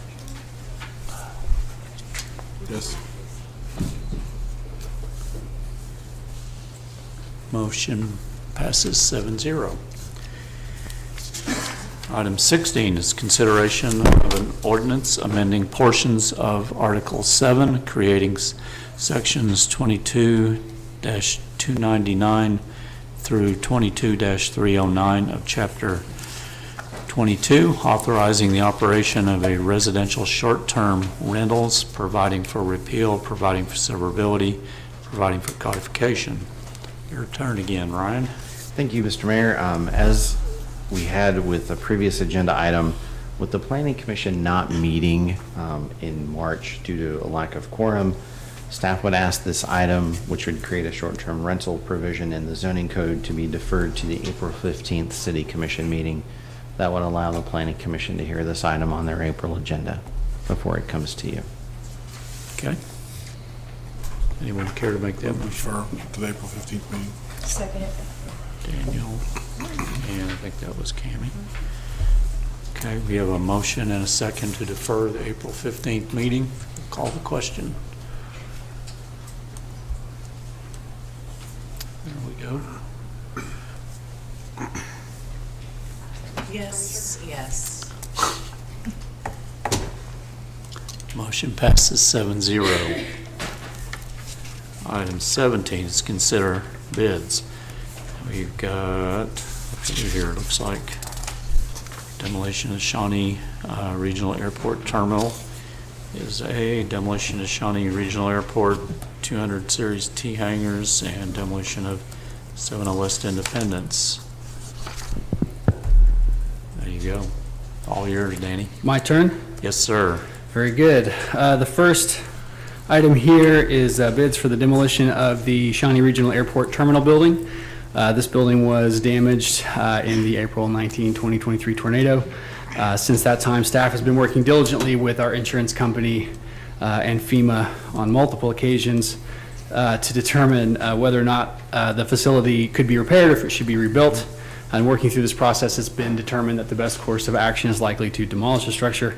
So in February of 2024, staff advertised and solicited sealed bids for the demolition of the terminal. We held a pre-bid conference in March. Bids were due on March 13th. We received 4 bids for this project. The base bid ranged from $20,465 to a high of $576,850. Quite a range. And staff recommends awarding the contract to M&M Wrecking, who submitted the lowest base bid for for all 3, the base bid, alternate 1, and alternate 2. For clarification, alternate 1 is to remove the footing and slabs.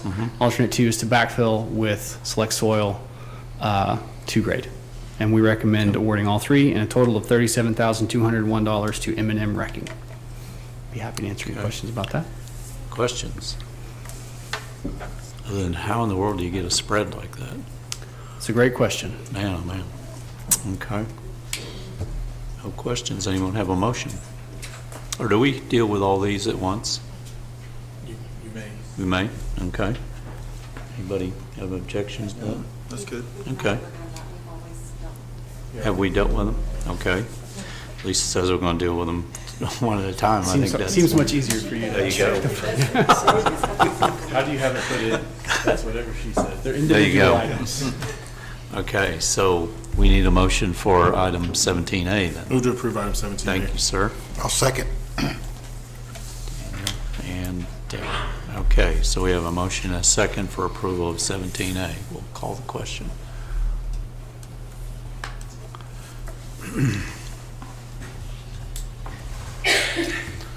Yes. Oh, it popped up, yes, again. Yes.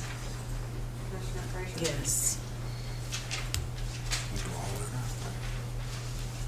Motion passes 7-0. There we go.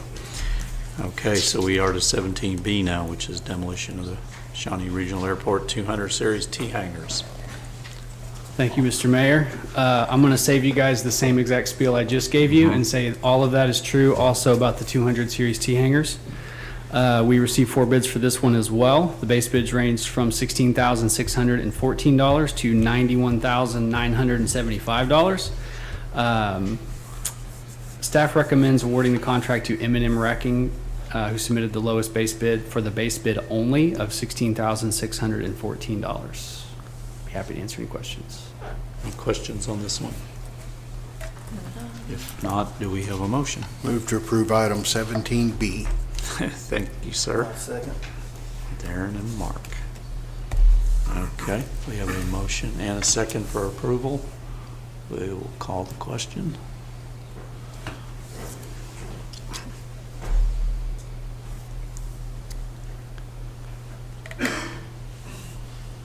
Yes. I think you've done that more than you've got to vote here. Yes, I was really hoping it wouldn't get me. Commissioner Seymour? Yes. Motion passes 7-0. So we are now to the item C, demolition of 702 West Independence. One more time. One more time. One more time. So this building, all of that same stuff is also true. The difference with this facility is while it is part of the airport, it is off airport property. It was a leased structure. That's really the only difference between it and the other facilities. Also damaged in the tornado. We've been working with insurance and FEMA on this structure as well. We received 4 bids for this one as well. The bids ranged from $11,920 to $35,310. Staff also recommends awarding this contract to M&M Wrecking, who submitted the lowest base bid for the base bid, alternate 1 and alternate 2, for a total of $28,530. These alternates are the same as the other ones: removal of slab and footings, and backfill with select soil to grade. With that, I'd be happy to answer any questions you might have. Sure, I have one. Yes, sir. Do you know if we approve all these, when that will start? The Roughly. contractor has told me that they could mobilize in probably between 2 and 4 weeks. Okay, so in the From next award. month, we're gonna see that activity at the airport? Yes, sir. area then? Okay, very good, I appreciate And they that. told me that they could do all 3 essentially at one time, so. Oh, okay, very good. All righty. Any other questions? Do we have a motion? Move to approve staff's recommendation on item 17C. Thank you, sir. I'll second. Daniel and Cammy. Okay, we have a motion and a second for approval of item 17C. We will call the question.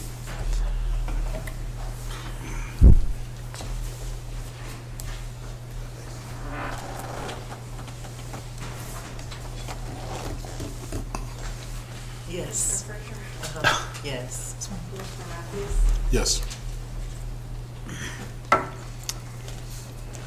Motion passes 7-0. We're to item 18, which is acknowledgement of the monthly sales tax and budget report. How are you doing, Lindsay? I'm well, thank you. Great. All right, so the sales tax for the month of March totaled $2,277,054, which includes $3,249 of interest. This amount is distributed across 8 funds. The receipts in March are from estimated February sales and final sales numbers in January. March 24 collections are 11.8% increase over March of last year. However, with the addition of the half-cent sales tax, the actual year-over-year is a decrease of 2.2%. When comparing collections to the conservative budget projections for March, we're 3.9% above projections for the month and 6.5% above collections year-to-date. Use tax for the month of March totaled $337,505, which is a 32% above projected collections for the month and 23.4% above projections year-to-date. When you combine use tax and the general fund portion of sales tax, the general fund is currently $1.2 million above budget projections, which is the equivalent of 9%. On the last page of the report is a sales tax collection comparison chart by month for the last 12 months. This comparison includes the cities of Yukon, Ardmore, Muskogee, Bartlesville, Stillwater, and Enid. These cities were selected with 3 factors of population, city tax rate revenue, and revenue per 1% of sales tax. March is historically the lowest month of collections, so the decline you see for every city on the chart is as expected.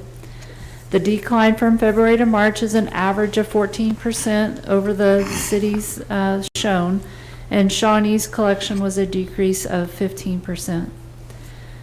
3 of the last 4 months, we've seen a downward trend when you look at year-over-year collections by month.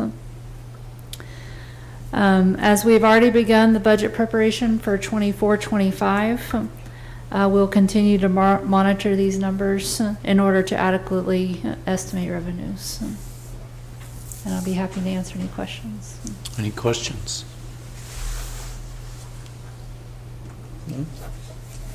Great Okay. report. Yeah, very good report. Thank you very much. Okay, that brings us to item 19, which is administrative reports. First one looks to be the 2024 homeless point in time count.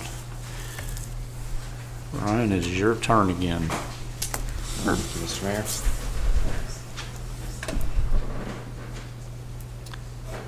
So, we wanted to give you an idea on results from the latest point in time count. You may recall that we do this once a year.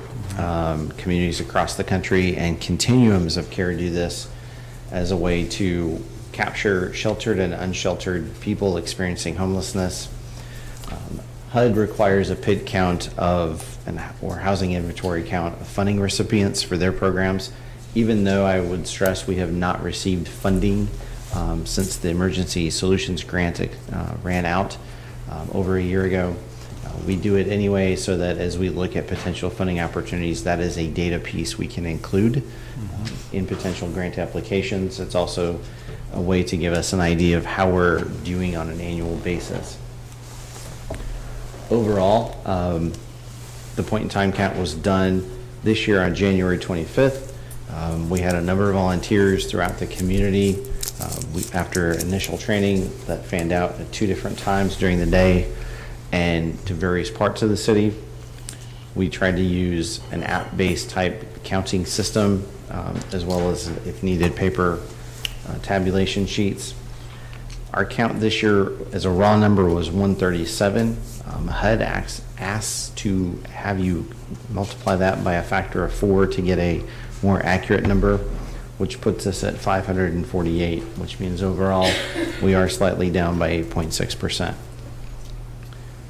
Having said that, we wanted to give you a few ideas on the breakdown of how that is attributed.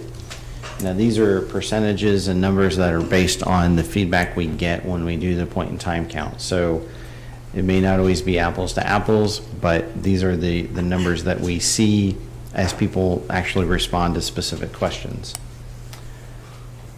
With regard to gender breakdown, it is overwhelmingly male.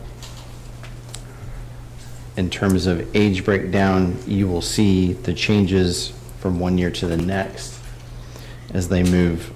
The largest counts age group in terms of age groups this year, as you can see, 55 to 64 and 35 to 44 with regard to age groups. We did see a slight decrease in those 65 and over. That can be attributed to a number of things. The 18 to 24 age group went up slightly as well.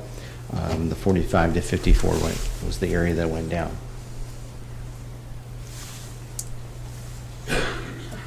With regard to racial breakdown, this year's count predominantly was white. We had a decrease in the percentage of Native American individuals who counted themselves as homeless. We had an uptick in the amount of those who identified as Hispanic, as well as a decrease in those who identified as multiple races or African American. With regard to funding sources, I mentioned that the point in time count was done by volunteers.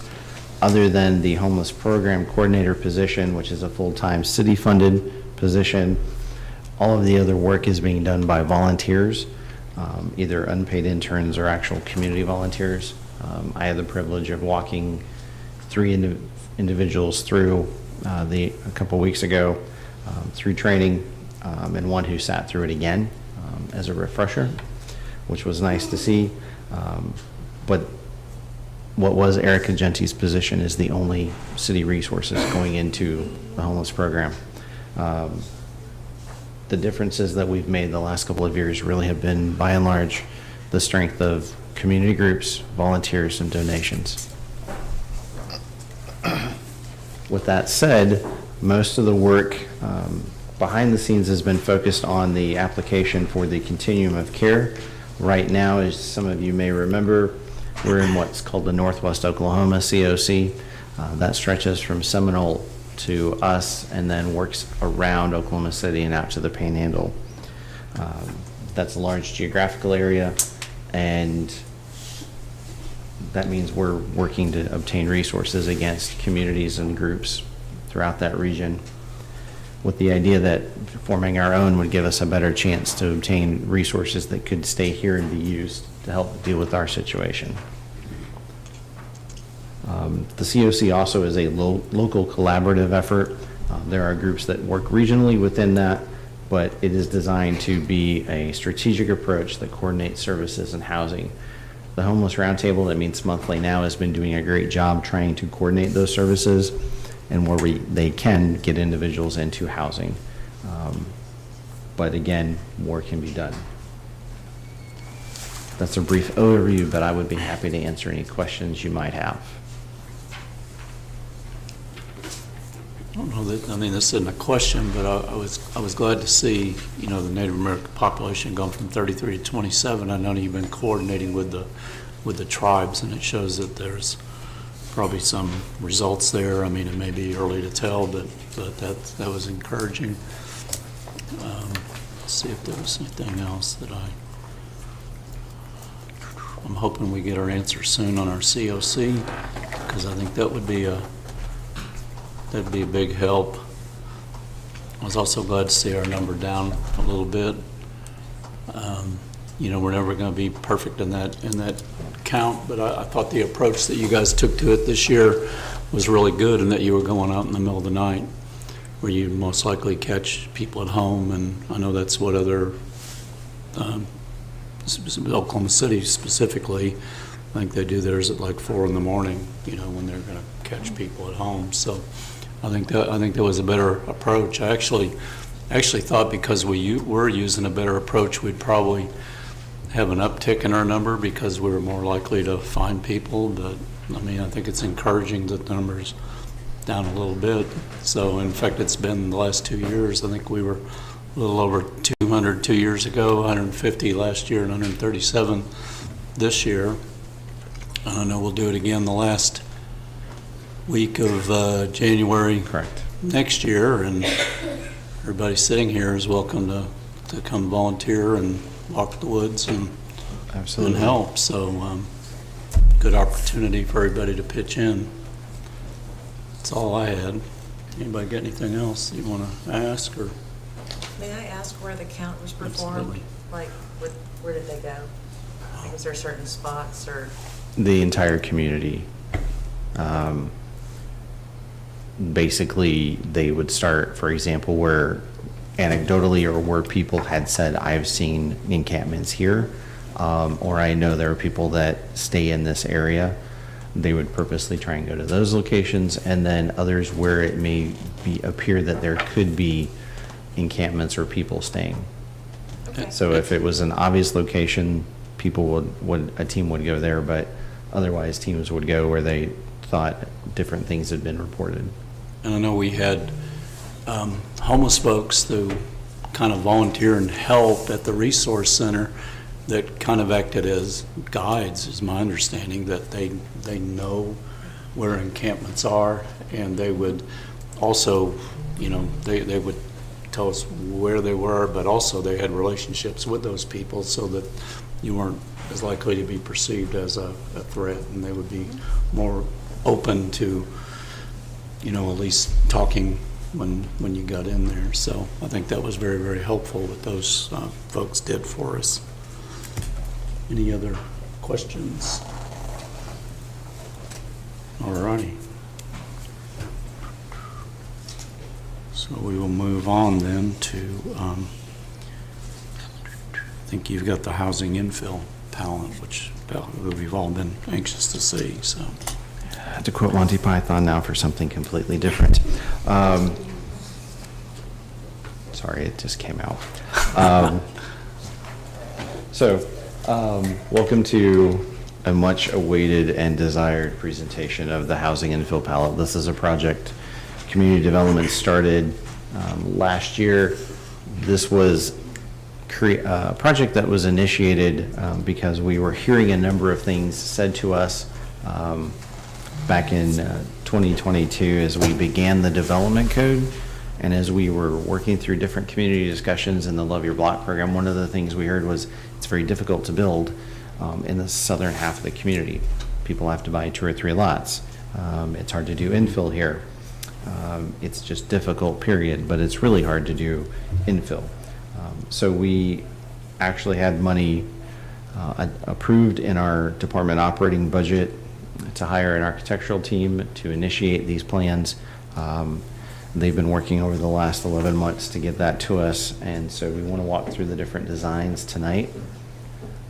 The first one is a 1-bed, 1-bath combination. This is what I call floor plan 1. It's 940 square feet. This will fit on a lot that is 25 feet wide. It's about 15 feet wide, so that will meet setback requirements. There are, as you see, 3 different front elevations that can be utilized. It is essentially just a long house, no garage, no carport, or anything like that, but it does fit on those smallest lots. And our team did a great job of trying to fit that mindset into their design process. So floor plan 2 is a 3-bed, 2-bath combination. You'll notice this is 2 stories. It's just under 1,600 square feet. And this will also fit on a lot that is 25 feet wide. You'll notice the front elevation, but also the side, and then the floor plans for the second and the main floor. The idea behind many of the front elevations is to have windows that can provide eyes on street. And in some cases, you can see the ability to do a pretty decent porch, again, for that street connectivity. If you're trying to build neighborhood connection, this is definitely something that lends itself to it. Floor plan 3 is a 2-bed, 1-bath combination. This is 1,200 square feet. This also fits on a lot that's 25 feet wide. The consultant team here did 2 different front elevations, the main one and then an alternate you can use. But again, you have windows that give you eyes on street. This is a single-story lot structure. And then floor plan 4, 3-bed, 2-bath, 1435. As you can see on the slide, this also fits on a lot that is 25 feet wide. Small covered patio in the back even for the owner, with 2 different potential designs for the front elevation. And finally, the 5th item, the 5th floor plan is a 3-bed, 2-bath. This is again 1,475 square feet. This gets a little wider. This does not fit on a 25-foot wide lot, but it does fit on many of the smaller lots that we have in the community. So those 50-foot lots, for example, that you can see in the southern half or the southern third, definitely would fit that. Having said that, our team internally between community development, engineering, permitting, and inspections has walked through this. These are the final designs. We have a set of stamp plans for our own internal reference. These will be made available on the city's website for free. The idea is that you as the property owner can take a set of plans with a waiver that you'll have to fill out and submit it with your building permit application stating from this point forward liabilities on me and my contractor, and I hold the city harmless. But you can use that to essentially speed up the process and get things moving faster on these smaller lots in the older parts of the community. That will go live April 1st on the city's website. We're working through the final touches on that waiver now, and then just running it through the approval process. So having said that, questions I can answer. Questions?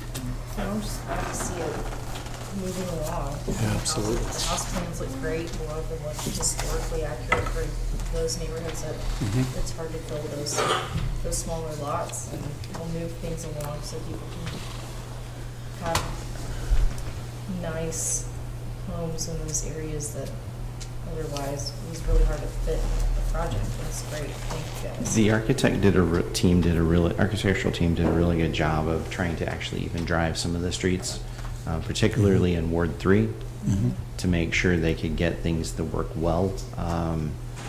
And for those of you that don't remember, when you look at the 2023 strategic priorities, this was one of those 8, 4 of them sitting in community development. The last one is the development code, and it's coming. So you spoke, we've listened, we are delivering. There you go. Just one question, and I'm not trying to pin you down to an actual number, just kind of ballpark. I mean, any idea how many lots that could potentially impact? We did not look at that. Okay, but it's a sizable number. Correct. Yeah. Very good. I've been really looking forward to seeing this. They look very nice. I mean, very appealing designs, I think. So, thank you for all the work on that. Thank you. Let's see. We are to item 20, which is new business. No new business, Mr. Mayor. Thank you, ma'am. We have 2 commissioners' comments on item 21. We'll start on your end, Laura. I don't have any at this time. Okay, thank you. That made it easy. Sales tax, a little bit flat, but, January is always a low month anyway. Everybody's licking the wounds after Christmas. So,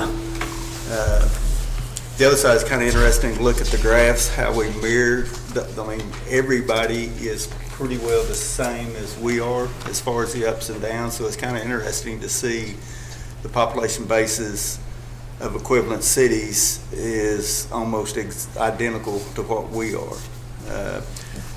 New development, that phase 2 out on Kickapoo, that ought to increase some sales tax revenue there. So, the outlook looks pretty good. I know on y'all's end, they're pretty conservative.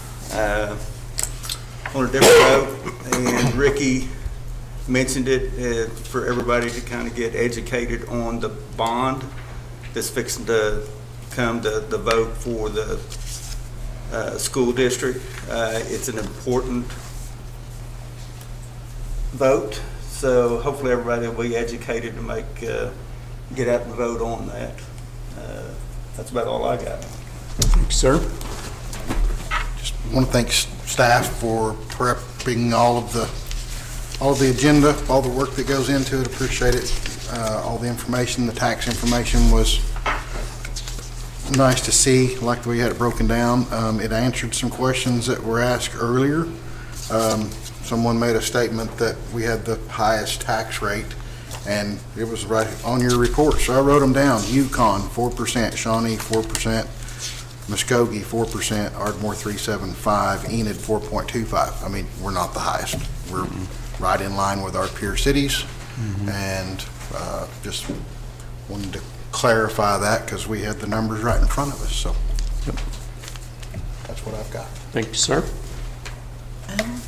I wanted to say thank you to Ms. Partika, who talked about the Maybe Gerer Center. That's a real treasure that we have here. I don't know if it's still the case, but used to have the only mummy on this side of the Mississippi. I don't know if it's still. Yeah, it's still there. My kids grew up seeing everything that was in there. Everything changes in there a couple times a year, so it's not the same. And I wanted to say welcome to Select Supermarket. We've got a new grocery store in Ward 3. Pretty excited about that. And it is a great store with great prices, and I'm thrilled about it. I've got to go home and explain to my husband that we raised the prices on, or raised the water bill a little bit, but that happens with bids, and well, the waste was a bid, is right, is that how it went that percentage because of them? That's not us just making up numbers and saying, 3% here, 3.5%, but it happens, and that was pretty much it. Okay, thank you very much. Congratulations on the Kids Space Park and all the people, particularly our staff that worked really hard getting all of those things coordinated and bringing the information to us so we could select the right people for those jobs. And the I hate to vote to increase those things as well, but when we have to keep up with costs, and when we don't, then we have to do a big lump sum all at once, several years down the road, and it is more hurtful to people all at once and just inching it up with the, what am I trying to say, CIP. The citizens' comment earlier about executive session, it's just that we're elected officials. The executive session is part of that, so that we can make sure that we are protecting the citizens' best interest and the monetary interest that we have as commissioners. And then you see, after, we often bring that in here and you're made aware of what happened in those, but those are set up that way so that we can protect the city's best interest, and they've happened since the beginning of municipalities in that way. So, sales tax, being down just a little bit, but being on par with other cities of our peer cities. Like, I know that as a business owner, my numbers were down in comparison to the other years in the same month, so it seems to be kind of a trend, and I feel like we're pulling out of that now, so hoping that that's true. Thank you to staff for all of your hard work on the reports and all the information that we got. I'm very excited about the infill housing. It's going to be huge for the community. I'm a big planning commission nerd still to this day, so. Thank you, ma'am. 3 quick things. I wanted to acknowledge the Park Award and the accomplishment that is, and the excellence that project's done with. Sometimes things take a little while, but it's good to get them right and see that recognition. And secondly, if you haven't attended, Mr. Greenwood talked earlier about the Raw Luncheon. Those are great events to champion folks in our community who are struggling, and I think we all, and who are committed to their path to recovery. And I think that's what we want for everyone that struggles with either mental health problems or addiction problems, is for them to recover. And so it's great to rally around people that are in that process, and see the great work that's going on in our community. The third quick thing I wanted to mention was just to recognize and celebrate firefighter Walker Cross. I've had the privilege to know Walker for quite some time, and he's a great young man. And he was the 71st, I think I got this right, 71st firefighter in our state to complete the Oklahoma Smoke Diver Challenge, which is, I read about it and quit. So for him to complete it is a great accomplishment, and just wanted to recognize his great work and the asset that he is to the other great folks we have working for the Shawnee Fire Department. Thank you, sir. Yeah, I don't have a whole lot to add because you guys have covered a lot of bases. The water bills, we all hate when that goes up. I mean, it's going to go up on ours too.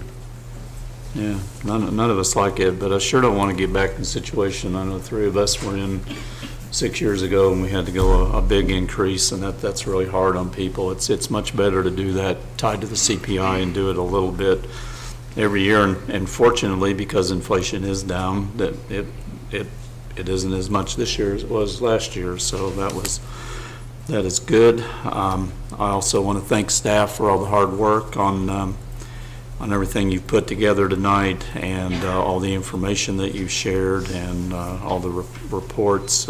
Those are always very much appreciated. I'll kind of piggyback on what Mark said. You know, we've got school board election and a bond election on April 2nd, so please learn what you're voting on and go vote. I mean, we definitely need you to go vote. And then the Park Award, you know, that was a very amazing thing, and it's an amazing park, and I really wish all of you could have been there that night to see that award ceremony, because let me tell you, it was very impressive, and the other projects that won in their categories were equally as impressive. So we were in very, very good company. So that's definitely something for our community to be proud of. with that, we are going, tonight's going to be a little complicated, so we will recess the City Commission meeting by the power of the chair to convene Shawnee Municipal Authority and the Shawnee Airport Authority. So we're going to give everybody time to log out of this meeting. Which one are we going to first? We are going, which one you want to go to? Municipal Authority first.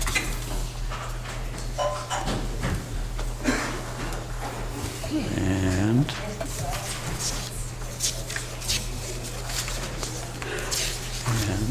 come on. Leave this meeting. It's going to be back and forth tonight. So we're going to municipal. That's right, third one. There we go.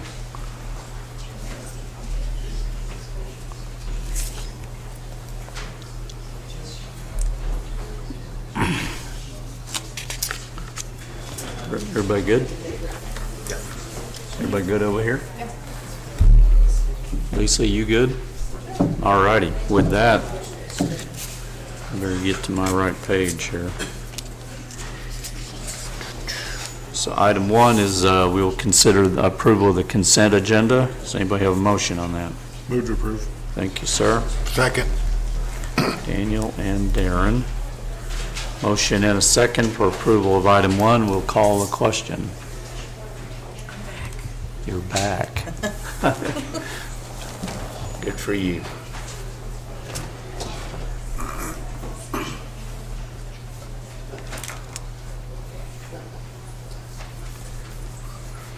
It came late, but I got it.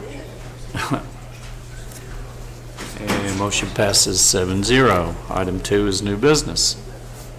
No new business, Mr. Mayor. Thank you, ma'am. Item 3 is we will adjourn, and from there, we must be going to the Airport Authority. Is that right? Yes. Airport Authority, okay. Lisa's keeping me straight here. Okay, so we're going to get out of this meeting.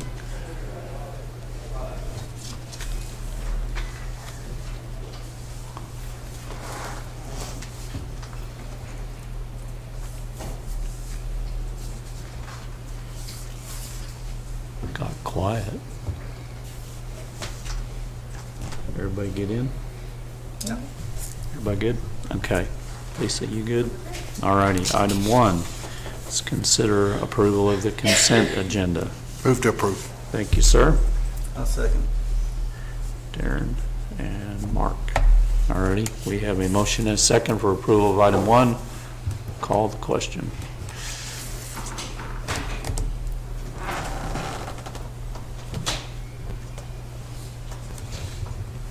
And motion passes 7-0. Item 2 is new business. No new business, Mr. Mayor. Thank you, ma'am. Item 3 is we will consider an executive session in accordance with 25 OS 307B4 to discuss confidential communications between a public body and its attorney concerning a pending investigation, claim, or action if the public body, with the advice of its attorney, determines that disclosure will seriously impair the ability of the public body to process the claim or conduct a pending investigation, litigation, or proceeding in the public interest, specifically regarding the Shawnee Regional Airport. Discussion, or do we have a motion? Move to go into executive session. Thank you, sir. I'll second. Daniel and Cameron. And we will vote here, so approval of item 3.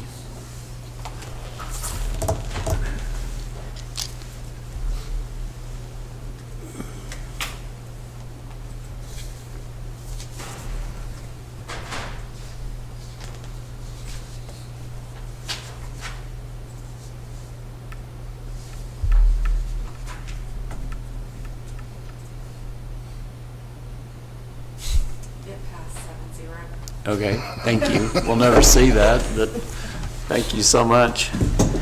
Okay, so one thing before you run off. Recess for executive session, reconvene city commission meeting by power chair, item 22. So we'll go back to 22 in the city commission meeting. Am I right? There we go.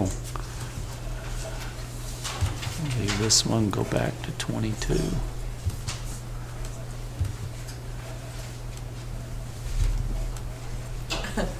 Mine keeps flashing, I don't know I what's know. going on. Come on. I think I got in. Back to the board of commissioners. Yeah, back there. Okay. There, okay. Take it? Okay, everybody in? We're good? Okay. So, let me find 22 in here.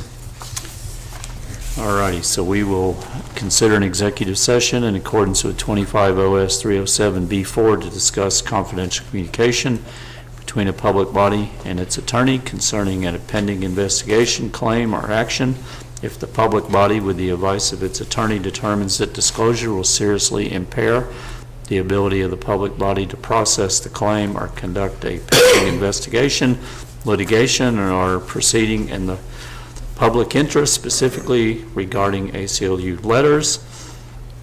Move to go into executive session. Thank you, sir. I'll second. Daniel and Cammie. So we have a motion and a second to go into executive session there on item 22. We'll call the question.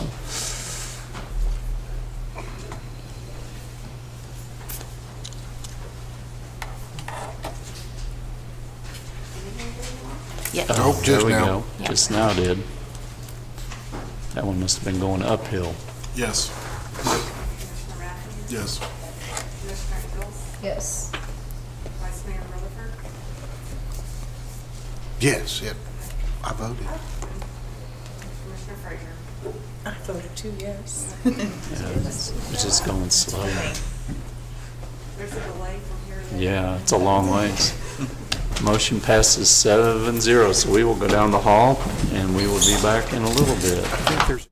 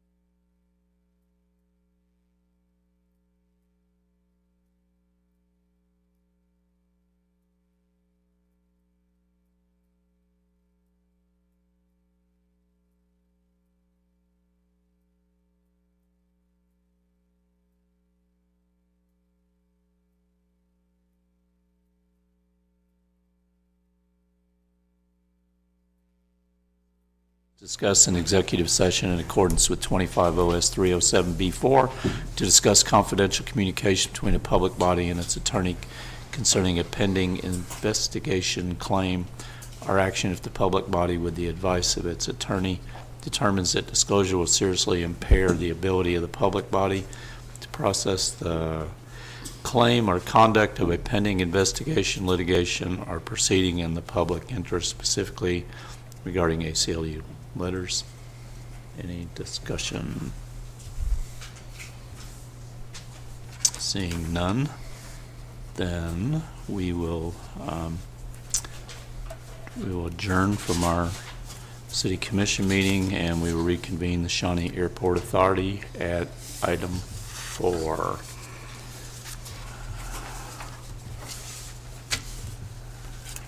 And give everybody a second to, my goodness, everything went to sleep, didn't it?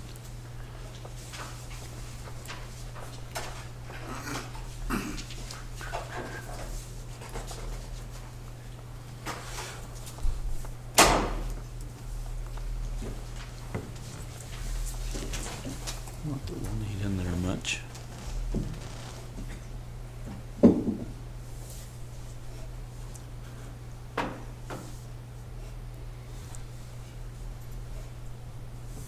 Everybody ready? All righty. So item 4 is consider matters discussed in executive session in accordance with 25 OS 307B4 to discuss confidential communications between a public body and its attorney concerning a pending investigation, claim, or action if the public body, with the advice of its attorney, determines that disclosure will seriously impair the ability of the public body to process the claim or conduct a pending investigation, litigation, or proceeding in the public interest, specifically regarding Shawnee Regional Airport. Any discussion, or do we have a motion that came out of executive session? Mayor, I'd like to make a motion to direct staff to close the north and west ramps pursuant to FAA requirements.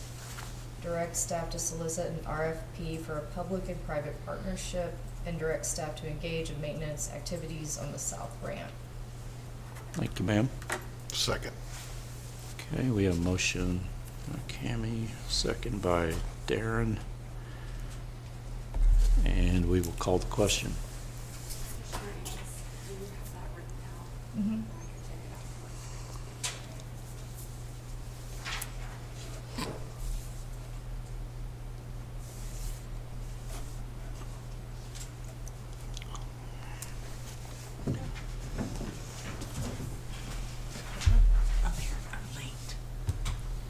Better late than never.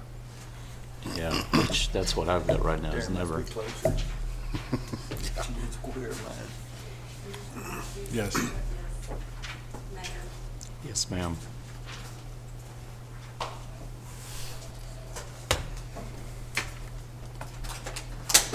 Motion passes 7-0. And with that, we are adjourned. Thank you, everybody, for coming out tonight.